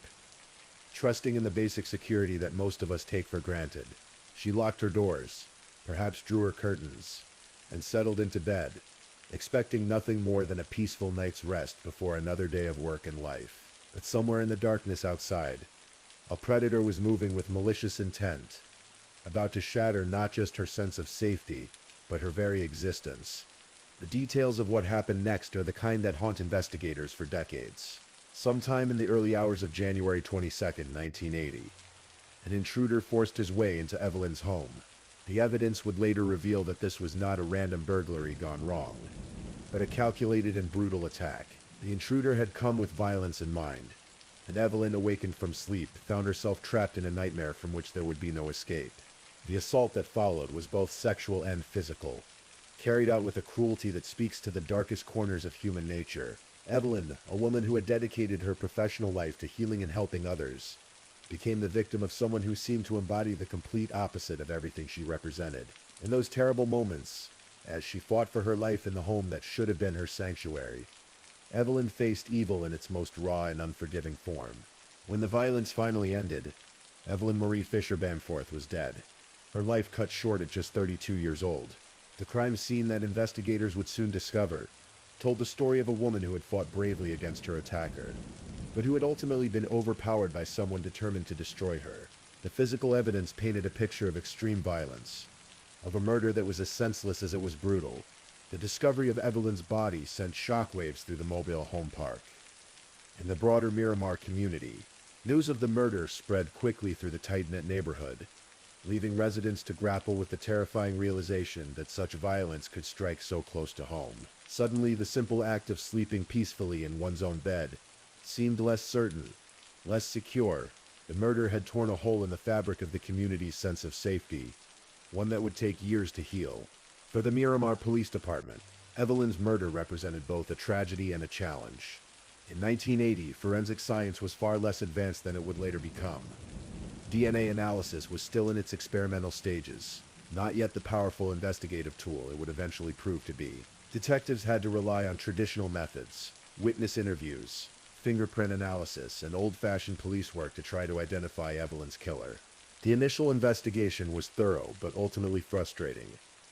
Detectives canvassed the mobile home park, interviewing neighbors who might have seen or heard anything unusual that night. They processed the crime scene meticulously, collecting every piece of physical evidence that might one day prove useful. They followed leads, questioned potential suspects, and worked tirelessly to find the person responsible for Evelyn's death. But as weeks turned to months and months turned to years, the case grew cold. Despite the best efforts of dedicated investigators, Evelyn's killer remained free, his identity a mystery that seemed increasingly unlikely to be solved. The case file grew thick with reports and evidence, but the crucial breakthrough, the one piece of information that would point definitively to the perpetrator, remained elusive. For Evelyn's family back in Chilliwack, her death was a wound that would never fully heal. Her obituary, published in the Chilliwack Progress on February 6, 1980, spoke of a beloved daughter, sister, and friend whose life had been cut tragically short. The words on the page could hardly capture the magnitude of their loss. The future conversations that would never happen. The family gatherings where her chair would remain empty. The grandchildren she would never have the chance to hold. Her widower faced his own private hell, dealing not just with the grief of losing his wife, but with the torment of knowing that somewhere out there, her killer walked free. For the families of murder victims, this uncertainty adds another layer of suffering to their grief. They cannot truly mourn and find closure while the person responsible remains unidentified and unpunished. Years passed, and Evelyn's case joined the ranks of thousands of unsolved murders across the country. Detectives retired, new investigators took over, and files were transferred from one generation of law enforcement to the next. The physical evidence was carefully preserved, stored in climate-controlled facilities where it waited patiently for science to catch up with the demands of justice. The 1980s gave way to the 1990s, and still there were no answers. The mobile home park where Evelyn had lived continued to house new residents, many of whom had no idea of the tragedy that had once occurred there. Life moved on, as it must, but the questions surrounding Evelyn's death remained as persistent as they were painful. It was during this period that advances in forensic science began to offer new hope for cold cases like Evelyn's. DNA analysis, which had been experimental in 1980, was becoming more sophisticated and reliable. Law enforcement agencies across the country began to realize that evidence collected decades earlier might now hold the key to solving long cold cases. The process of re-examining old evidence is painstaking work, requiring both technological expertise and investigative persistence. For the Miramar Police Department, Evelyn's case remained a priority despite the passage of time. The department's cold case investigators understood that while justice delayed is justice denied, it is never too late to seek accountability for the taking of a human life. As the new millennium arrived, DNA technology continued to evolve at a rapid pace. What had once required large samples and perfect preservation conditions could now be accomplished with increasingly small amounts of genetic material. Cold case squads across the nation began systematically reviewing their oldest unsolved murders, looking for cases where DNA evidence might finally provide answers. The breakthrough in Evelyn's case would come not from a single moment of inspiration, but from the methodical application of advancing science to carefully preserved evidence. Somewhere in the physical evidence collected from her mobile home in 1980, genetic material from her killer had been waiting for more than 4 decades to tell its story. The man whose DNA would eventually be matched to the evidence from Evelyn's murder was already well known to law enforcement, though not in connection with her case. Ronald Eugene Richards had been living a life that straddled the line between freedom and incarceration, his name appearing in criminal databases for reasons that would later prove grimly relevant to Evelyn's story. Richards's criminal history painted a picture of a man comfortable with violence, particularly violence directed at women. Court records would later reveal that he had been convicted in 1982 for another horrific crime, an attempted murder and sexual assault that had occurred in Volusia County, Florida, in March 1980. The timing was significant. Just 2 months after Evelyn's murder, Richards had struck again, following a similar pattern of breaking into a home and attacking a woman. The fact that Richards had committed another violent crime so soon after Evelyn's murder suggests that her death was not an isolated incident of violence, but part of a pattern of predatory behavior. For investigators, this revelation added another layer of tragedy to an already heartbreaking case. It raised the possibility that if Evelyn's killer had been caught in 1980, another woman might have been spared the trauma of Richards' later attack. Richards had been sentenced to 50 years in prison for the Volusia County crime, a sentence that had kept him behind bars for decades. By the time DNA evidence linked him to Evelyn's murder, he was 75 years old, his hair gray, his body bearing the marks of age and imprisonment. But the passage of time had not diminished the impact of what he had done to Evelyn Fisher Bamforth on that January night. The process of building a case against Richards, after so many years, required investigators to reconstruct not just the facts of the crime, but the entire context surrounding it. They had to locate witnesses who were still alive and whose memories, though faded, might still contain crucial details. They had to verify the chain of custody for evidence that had been stored for 4 decades. They had to work with prosecutors to ensure that the case they presented would meet the demanding standards required for a conviction. On November 30th, 2022, more than 42 years after Evelyn's murder, a grand jury in Broward County issued an indictment against Ronald Eugene Richards. The charges were severe and appropriate to the crime. first-degree murder, and sexual battery. For the Miramar Police Department, it represented the culmination of decades of work and the resolution of what they considered the oldest cold case in the city's history. The announcement of Richard's indictment was met with a mixture of relief and renewed grief from those who had never forgotten Evelyn. For her widower, now an elderly man himself, the news brought a bittersweet sense that justice might finally be served, even though it could never bring back the wife he had lost so many years ago. In a statement to the media, he expressed both gratitude for the investigators' persistence and the enduring pain of his loss.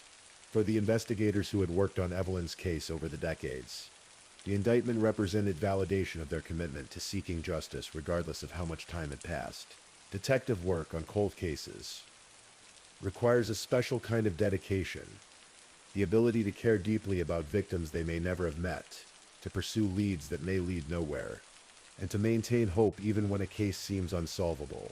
The legal proceedings that followed the indictment moved through the court system with the measured pace that characterizes complex criminal cases. Richards, now an elderly inmate serving time for his previous conviction, faced the prospect of standing trial for a murder he had allegedly committed decades earlier. The evidence against him was primarily scientific, DNA analysis that had not been possible at the time of the crime, but was now considered virtually irrefutable. For prosecutors, cases based heavily on DNA evidence present both advantages and challenges. The science is generally quite strong, providing a level of certainty that traditional evidence often cannot match. However, proving not just that a defendant's DNA was present at a crime scene, but that they committed the crime, still requires careful presentation of evidence and clear explanation to a jury. As the case moved toward trial, both sides prepared for what would likely be a complex legal battle. The prosecution had to overcome the challenges inherent in any decades-old case: missing witnesses, faded memories, and the simple fact that many people connected to the original investigation were no longer available to testify. The defense faced the daunting task of challenging DNA evidence that appeared to conclusively link their client to the crime. However, the case would not proceed to trial. On April 8, 2024, Ronald Eugene Richards made a decision that would bring Evelyn's case to a definitive close. In a courtroom in Broward County, the 76-year-old Richards stood before a judge and entered a plea of no contest to the charges against him. A no contest plea, while not an admission of guilt, has the same legal effect as a guilty plea. It represents a defendant's decision not to fight the charges, allowing the court to proceed directly to sentencing. For Richards, who was already serving time for his previous conviction, the plea deal offered him a measure of certainty about his fate. Under the terms of the plea agreement, Richards was sentenced to 12 years in prison for Evelyn's murder. While some might view this as a relatively light sentence for such a serious crime, several factors likely influenced the agreement. Richards' advanced age meant that he might not live to serve a longer sentence. The challenges of prosecuting a 4-decade-old case, even with DNA evidence, may have made a plea deal preferable to the risks of trial. And for Evelyn's family, the certainty of conviction and the knowledge that her killer would die in prison may have outweighed the desire for a longer sentence. The conclusion of Richards' case marked the end of one of the longest-running investigations in Miramar's history. For the community that had been touched by Evelyn's murder, it provided a sense of closure that had been absent for over 40 years. Justice had been delayed, but it had not been denied. The story of Evelyn Marie Fisher Bamforth's murder and the eventual conviction of her killer illustrates both the limitations and the power of the criminal justice system. In 1980, despite the best efforts of dedicated investigators, the available technology was simply not sufficient to identify her killer. But the careful preservation of evidence and the persistence of law enforcement professionals meant that when technology advanced, justice remained possible. For families of murder victims, particularly those whose cases remain unsolved, Evelyn's story offers both hope and a sobering reminder of how long the journey to justice can be. The advancement of DNA technology has made it possible to solve cases that were once considered hopeless. But it requires patience, resources, and the kind of institutional commitment that keeps cold cases active even when decades have passed. The mobile home park where Evelyn lived and died has undoubtedly changed in the decades since 1980. New residents have moved in, families have been raised, and lives have been lived in the shadow of a tragedy that many current residents may know nothing about. But for those who remember and for the investigators who never gave up, Evelyn's story serves as a reminder that every victim deserves justice, no matter how long it takes to achieve it. In the quiet moments of a Florida evening, when the sun sets over the suburban landscapes of Miramar, it's worth remembering Evelyn Marie Fisher Bamforth. She was a woman who chose a profession dedicated to healing others, who traveled far from home to build a new life, and who deserved to live that life in safety and peace. Though her life was cut short by violence, her story ultimately became one of perseverance. The perseverance of those who loved her, of the investigators who refused to give up, and of a system of justice that, however imperfectly, eventually held her killer accountable. The forensic evidence that finally solved Evelyn's case represents more than just scientific advancement. It represents the power of hope sustained over decades. Every piece of evidence carefully preserved, every witness interview conducted, every lead followed, contributed to the eventual resolution of her case.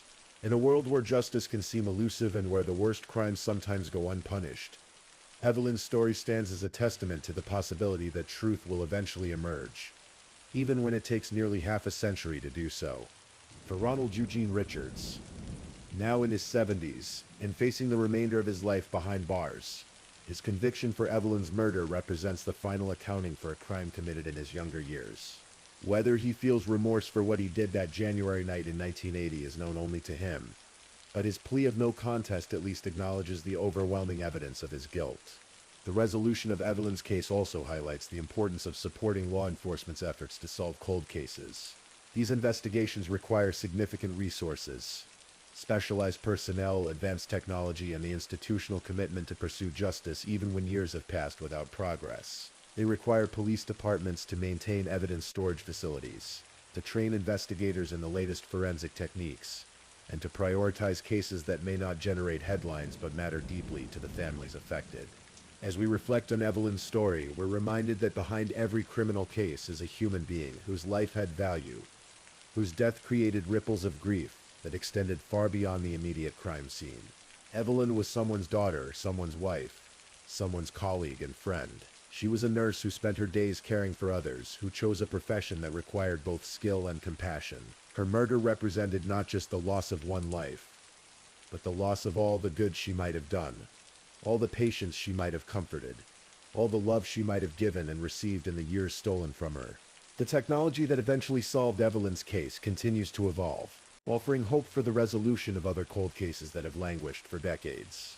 Forensic genealogy, improved DNA analysis techniques, and artificial intelligence applications in criminal investigation are opening new possibilities for connecting evidence to suspects.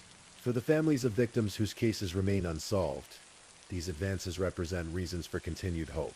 But technology alone is not enough. Solving cold cases requires the human element. Investigators who care enough to spend years pursuing leads, prosecutors willing to take on challenging cases, and communities that remember victims and demand accountability.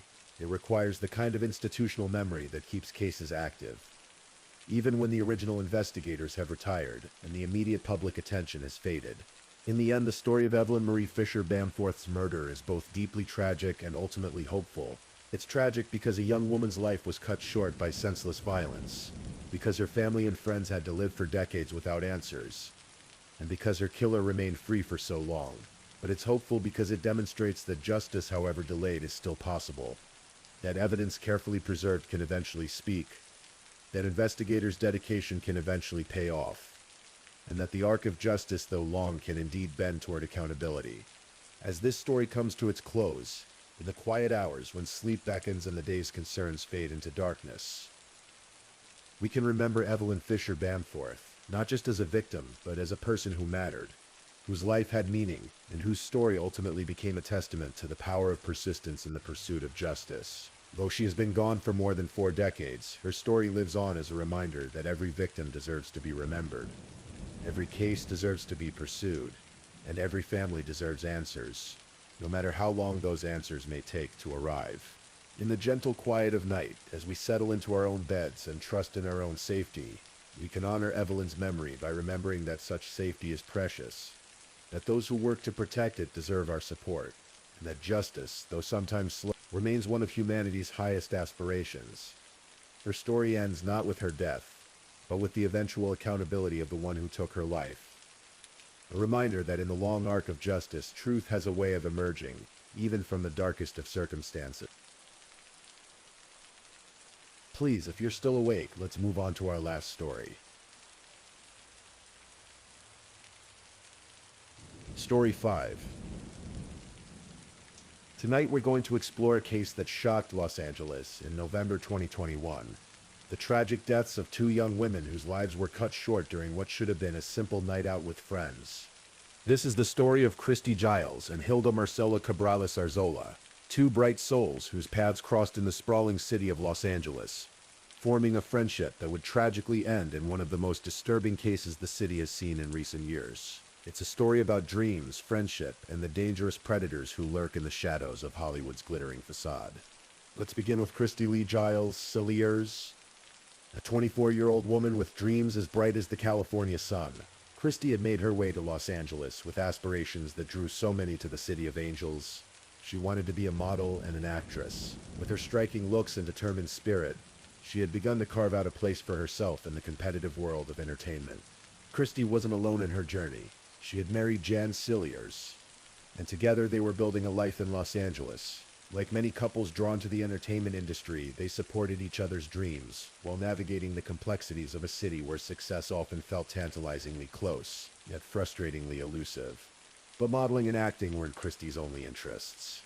She had also begun studying interior design, perhaps as a practical backup to her entertainment aspirations, or simply because she had an eye for beauty and space. This detail would become significant later as it connected her to our second victim. Hilda Marcela Cabrales Arzola was 26 years old, an accomplished architect and interior designer who had recently made the significant decision to move from Mexico to Los Angeles. At 26, Hilda was pursuing her own American dream, bringing her professional skills and creative vision to a new country. She was talented, ambitious, and ready to make her mark in Los Angeles' competitive design scene. The move from Mexico to Los Angeles represented a huge leap of faith for Hilda. Like so many immigrants before her, she was leaving behind the familiar, her family, her established life, her native language as a primary means of communication, to chase opportunity in a city known for both making and breaking dreams. It was through their shared interest in interior design that Christy and Hilda's paths crossed. In a city of millions, two young women with complementary skills and similar dreams found each other and formed what appeared to be a genuine friendship. Christy, the aspiring actress studying design, and Hilda, the professional architect and interior designer. They seemed like a natural partnership. November 12, 2021, started like any other Friday night in Los Angeles. The city pulsed with its usual energy. Restaurants filled with diners, bars crowded with those looking to unwind from the week, and various parties and events scattered across the sprawling metropolis. For Christy and Hilda, it was going to be a girls' night out. These were two young professional women who had been working hard on their respective careers, and they deserved some time to relax and enjoy themselves. The plan was simple: go out, have some fun, maybe dance, maybe meet some new people, and then head home safely. Neither woman could have imagined that this would be the last time their loved ones would ever hear from them. The evening began innocuously enough. The two friends made their preparations, choosing their outfits, doing their makeup, and getting ready for what they expected to be an enjoyable night on the town. Christy, ever the loving wife, stayed in touch with her husband Jan throughout the evening, sending him photos and messages. One of these photos would later become heartbreakingly significant. It was the last photo Christy would ever send to her husband. A simple snapshot that captured a moment of happiness and normalcy, completely unaware of the horror that was about to unfold. Their destination that night was a warehouse party. Los Angeles is famous for these kinds of events, large, often unofficial gatherings in industrial spaces, where the music is loud, the atmosphere is electric, and people from all walks of life come together to dance and socialize. For two young women looking to have a good time, it probably seemed like the perfect place to spend a Friday night. At this warehouse party, Christy and Hilda would encounter a man named David Brian Pierce. To those who met him casually, Pierce might have seemed like an ordinary part of the Los Angeles entertainment scene. He described himself as a film producer, and in a city where everyone seemed to be involved in the industry in some capacity. This wouldn't have raised any immediate red flags. David Pierce was 39 years old at the time, older than both Christy and Hilda, and he likely presented himself as someone established in the entertainment world. The kind of person who might be able to help two ambitious young women advance their careers. In Hollywood, networking is everything, and meeting a producer at a party could seem like a stroke of luck. But David Pierce was not what he appeared to be.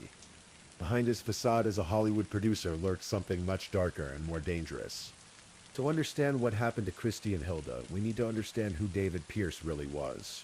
While he may have presented himself as a legitimate film producer, the truth was far more sinister. David Pierce was a predator who had been operating in the shadows of Los Angeles for years. The charges that would eventually be brought against him revealed a pattern of behavior that stretched back to 2007, a 14-year span of alleged sexual assault and violence against women. Pierce didn't work alone. He was part of a network that included Brent Walter Osborne, a 42-year-old actor who had appeared in several low-budget productions. While Osborne would later be charged as an accessory after the fact rather than with murder itself, his involvement suggests that Pierce's crimes were not solo endeavors, but part of a more organized pattern of predatory behavior. The third person who would eventually be arrested in connection with this case was Michael Ansbach, 47 years old. The exact nature of Ansbach's involvement would become clearer as the investigation unfolded. But his arrest indicates that what happened to Christy and Hilda was not a spontaneous crime, but potentially part of a calculated scheme. These three men, Pierce, Osborne, and Ansbach, represent a terrifying reality about predators in environments like Los Angeles' party scene. They don't always look like monsters. They often present themselves as successful, connected individuals who might be able to help advance someone's career. They use their perceived status and connections as weapons, luring victims with promises or simply the suggestion of opportunity. For young women trying to make it in Los Angeles, the entertainment industry can feel like a maze where knowing the right people is essential for success. Predators like Pierce exploit this desperation, using the city's networking culture as a hunting ground. What exactly happened that night after Christy and Hilda encountered David Pierce and his associates remains, in many ways, known only to the perpetrators. But the physical evidence tells a horrifying story of drugging, assault, and murder. According to the coroner's office findings, both women were given a toxic cocktail of drugs that would ultimately prove fatal. Christy Giles died from a mixture of cocaine, fentanyl, gamma-hydroxybutyrate acid, GHB, and ketamine. The presence of GHB is particularly significant. This drug is commonly known as a date rape drug because of its ability to incapacitate victims and cause memory loss. Hilda Marcela Cabrales Arzola's death was caused by multiple organ failure, with cocaine, methylenedioxymethamphetamine, commonly known as ecstasy or MDMA, and other undetermined drugs found in her system. The combination of drugs found in both women's systems suggests a deliberate attempt to incapacitate them. This wasn't a case of accidental overdose or voluntary drug use gone wrong. This was systematic drugging with substances known for their ability to render victims helpless. The charges that would eventually be brought against David Pierce paint an even more disturbing picture. Beyond the murder charges for both women's deaths, Pierce was also charged with 3 counts of forcible rape and 1 count of sexual penetration by use of force. The evidence suggests that after drugging the women, Pierce sexually assaulted them before their deaths. This wasn't Pierce's first time using this horrific modus operandi. The additional charges against him included 7 counts of sexual assault involving 7 different women, with alleged crimes dating back as far as 2007. This revealed a pattern of behavior that had been occurring for over a decade. Pierce had been drugging and assaulting women for years, and Christy and Hilda became his latest victims. But with a tragic difference. This time, his actions resulted in murder. What happened in the hours immediately following the drugging and assault of Christy and Hilda remains partially shrouded in darkness, but the facts that emerged paint a picture of callous disregard for human life. Rather than call for medical help when it became clear that the women were in serious medical distress, Pierce and his accomplices made a calculated decision that would shock investigators and the public alike.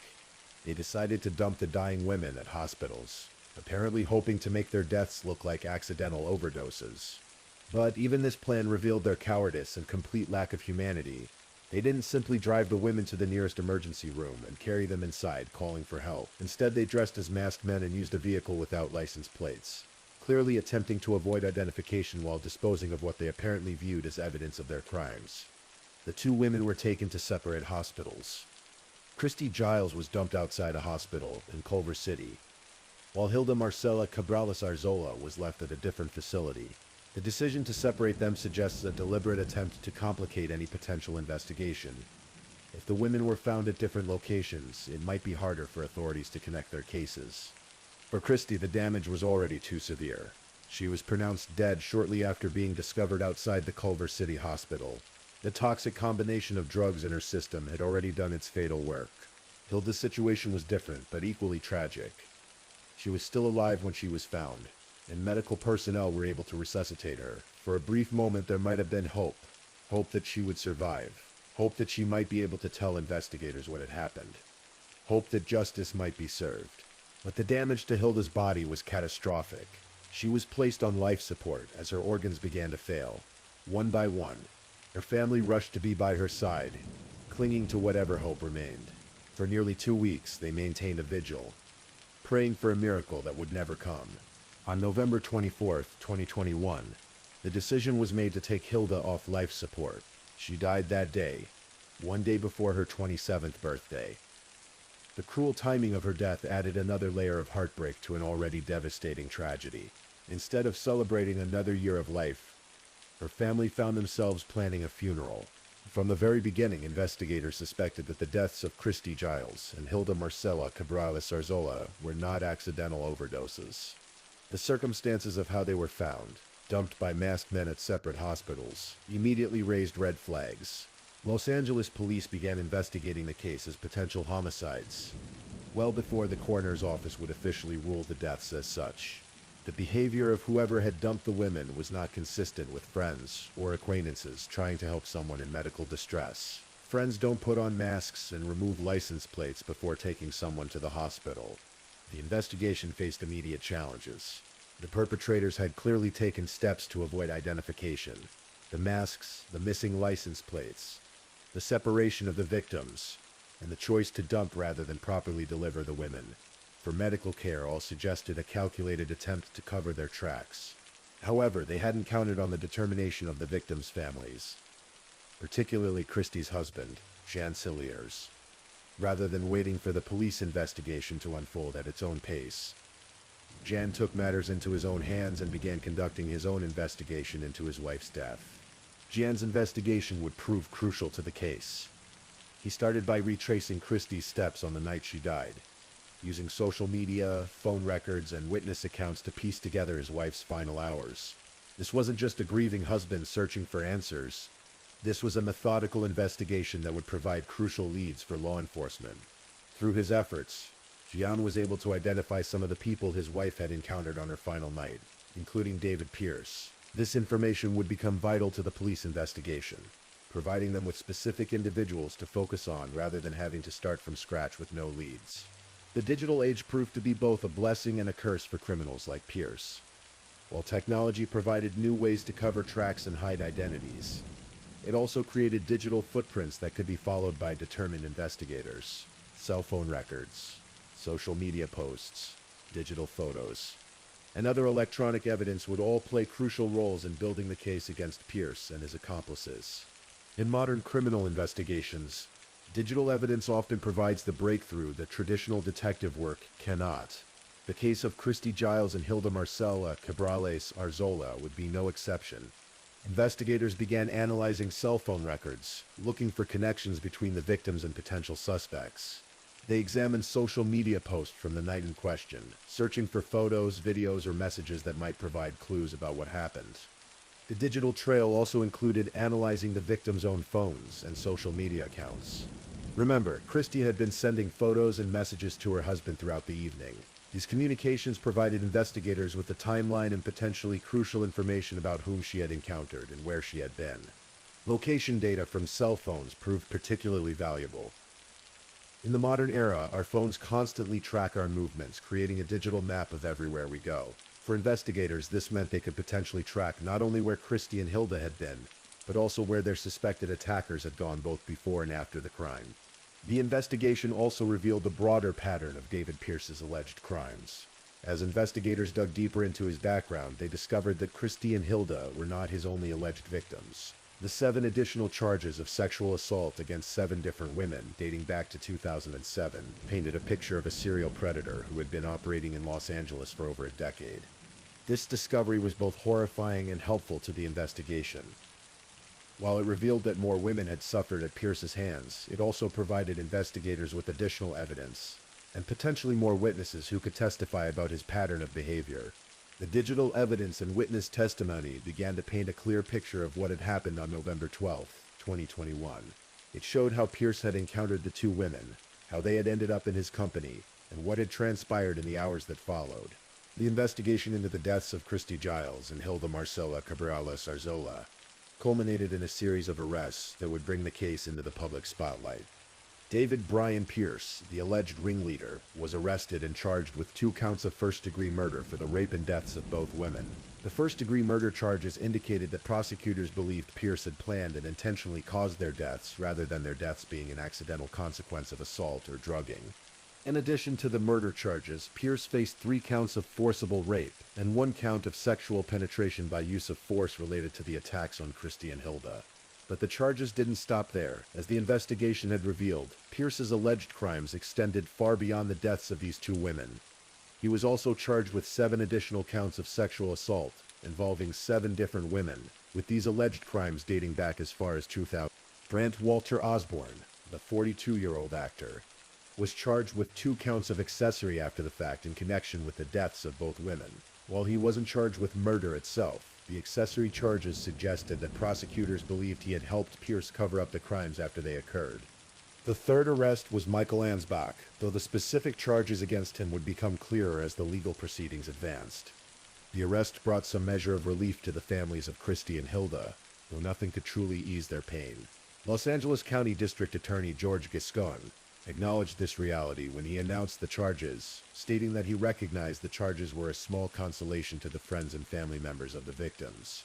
District Attorney Gascon also made a public appeal for other potential victims to come forward.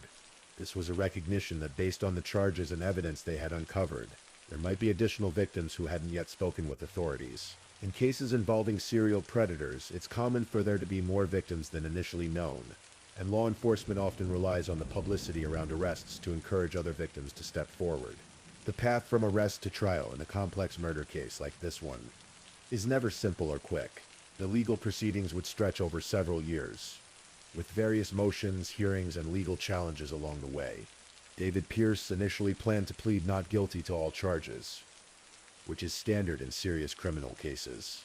This meant that the case would go to trial, where prosecutors would have to prove their case beyond a reasonable doubt.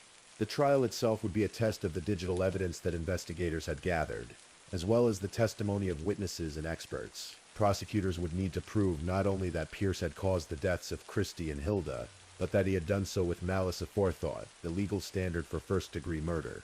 The presence of multiple drugs in both victim systems would be crucial evidence. Prosecutors would argue that the combination and quantities of drugs found in the women's bodies could not have been accidental or self-administered, but rather represented a deliberate attempt to incapacitate them. The charges of rape and sexual assault would also be central to the prosecution's case, as they would help establish motive and show a pattern of predatory behavior. The additional charges involving 7 other women would be particularly important, as they could demonstrate to the jury that this was not an isolated incident, but part of a long-standing pattern of violence against women. For the defense, the challenge would be significant, with physical evidence, digital evidence, and potentially multiple witness testimonies against their client. They would need to create reasonable doubt about either Pierce's involvement or his intent. The trial would also need to address the roles of the co-defendants, particularly Brant Osborne, who was charged as an accessory after the fact. Prosecutors would need to show exactly how Osborne had helped cover up the crimes, while his defense would likely argue that he was either not involved or not aware of the full extent of what had occurred. The legal proceedings in the case of Christy Giles and Hilda Marcela Cabrales Arzola reached their conclusion in February 2025, nearly 3.5 years after the women's deaths. On February 5, 2025, a jury found David Brian Pierce guilty on all charges. The conviction included 2 counts of first-degree murder in the deaths of both women, 3 counts of forcible rape, and 1 count of sexual penetration by use of force. The jury's unanimous verdict represented a complete victory for prosecutors, and, more importantly, a measure of justice for the families of Christy and Hilda. The first-degree murder convictions were particularly significant because they indicated that the jury believed Pierce had not only caused the women's deaths but had done so with premeditation and malice. This wasn't a case of accidental death during the commission of another crime. This was murder in the first degree. However, the legal proceedings had different outcomes for the co-defendants.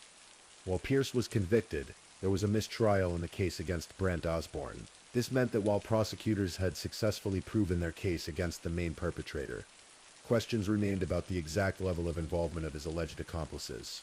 The conviction brought a sense of closure to the families of both victims, though nothing could truly heal the wounds left by such senseless violence. For Jan Cilliers, Christie's husband, who had worked tirelessly to investigate his wife's death, the conviction represented the successful conclusion of a long and painful journey toward justice. For Hilda's family, who had traveled from Mexico to be present for the legal proceedings, the conviction meant that the person responsible for cutting short their daughter's life would be held accountable for his actions. The case also served as a broader reminder about the dangers that women face in social situations, particularly in cities like Los Angeles, where the party scene can provide cover for predators. The fact that Pierce had allegedly been committing similar crimes for over a decade highlighted the importance of believing victims and thoroughly investigating reports of sexual assault. The murders of Christy Giles and Hilda Marcela Cabrales Arzola resonated far beyond the Los Angeles area, serving as a stark reminder of the dangers that lurk in what should be safe social environments. The case highlighted several troubling realities about predatory behavior in urban party scenes. First, it showed how predators can use perceived status and connections in industries like entertainment to lure victims. David Pierce's presentation of himself as a film producer was likely a key factor in gaining the trust of his victims. As second, the case demonstrated the calculated nature of predatory behavior. This wasn't a crime of passion or opportunity. It was a systematic approach involving drugging, assault, and ultimately murder, with attempts to cover up the crimes afterward. The involvement of multiple co-defendants also showed that these kinds of crimes sometimes involve networks of individuals rather than lone perpetrators. The fact that Pierce had allegedly been committing similar crimes for over a decade without being stopped raises difficult questions about how such patterns of behavior can persist undetected. For the families of the victims, the case represented not just personal tragedy but a mission to prevent other families from experiencing similar losses. Both Christy and Hilda were young women with bright futures ahead of them. Christy with her modeling and acting aspirations, Hilda with her architectural career just beginning in a new country. The case also highlighted the crucial role that family members can play in criminal investigations. Jan Cilliers' decision to conduct his own investigation into his wife's death provided crucial leads that helped law enforcement solve the case. His determination to find answers, even in the face of overwhelming grief, exemplified the love and dedication that drive family members to seek justice for their lost loved ones. As we near the end of this tragic tale, it's important to remember that Christy Giles and Hilda Marcela Cabrales Arzola were much more than victims of a horrible crime. They were young women with dreams, ambitions, relationships, and futures that were stolen from them. Christy Lee Giles Cilliers was a 24-year-old model, an aspiring actress who had found love with her husband Jan and was building a life in Los Angeles. Her interest in interior design showed a practical side to complement her entertainment industry ambitions. She was a wife, a friend, and a person who sent loving photos to her husband even during a night out with friends. The last photo she sent to Jan, that simple snapshot from her final evening, serves as a poignant reminder of how quickly life can change. In that moment, she was just a young woman having fun with a friend, completely unaware that her life was about to be cut short by someone who viewed her not as a human being but as a target. Hilda Marcela Cabrales Arzola was a 26-year-old architect, an interior designer who had made the brave decision to leave her home country of Mexico to pursue opportunities in Los Angeles. Her move represented the kind of courage and ambition that drives people to chase their dreams in new places, even when it means leaving behind everything familiar. Hilda died just one day before her 27th birthday, adding a particularly cruel dimension to an already heartbreaking tragedy. Instead of celebrating another year of life and achievement, her family found themselves saying goodbye to a daughter whose potential would never be fully realized. Both women represented the dreams and aspirations that draw so many people to Los Angeles. They were part of the city's diverse tapestry of young professionals, artists, and entrepreneurs who come seeking opportunity and success. Their deaths served as a violent reminder that predators often target the very people who are most vulnerable, those who are new to a city, those who are trying to network and build careers, those who are simply trying to live their lives and pursue their dreams. As we conclude this true crime story, we're left with the sobering reality that, while justice was ultimately served in the case of Christy Giles and Hilda Marcela Cabrales Arzola, Their deaths represent a loss that can never be fully recovered. The conviction of David Pierce for their murders means that he will face the consequences of his actions. But it cannot bring back two young lives that were cut short in their prime.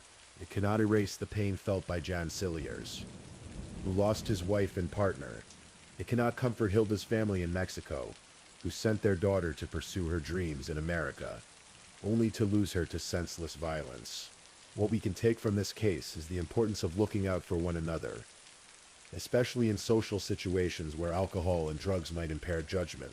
We can remember the dedication of family members like John Cilliers, whose determination to find answers helped bring a killer to justice. We can appreciate the hard work of investigators who use digital evidence and traditional detective work to build a case against a predator who might otherwise have continued harming women.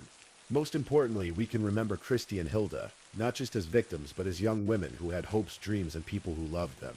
Their lives mattered, their dreams were valid, and their memories deserve to be honored. In Los Angeles, a city of dreams where so many come seeking opportunity and success, their story serves as both a tragedy and a warning. It reminds us that even in our pursuit of our goals and in our efforts to build networks and friendships, we must remain vigilant about the dangers that exist in the shadows. Tonight, as you drift off to sleep, perhaps you'll spare a thought for two young women whose dreams were cut short by senseless violence, but whose memories live on in the hearts of those who loved them and in the justice that was ultimately served in their names. The case of Christy Giles and Hilda Marcela Cabrales Arzola is now closed, but their stories of ambition, friendship, and lives lived too briefly, continue to resonate as reminders of both the preciousness of life and the importance of protecting those who are vulnerable in our society. Thank you for listening to tonight's true crime story. Rest peacefully knowing that another story awaits you next time, ready to accompany you on another journey toward restorative sleep. But if you're still awake, don't forget to like and subscribe so you don't miss our next true crime stories. And until next time, stay safe and take care. Good night.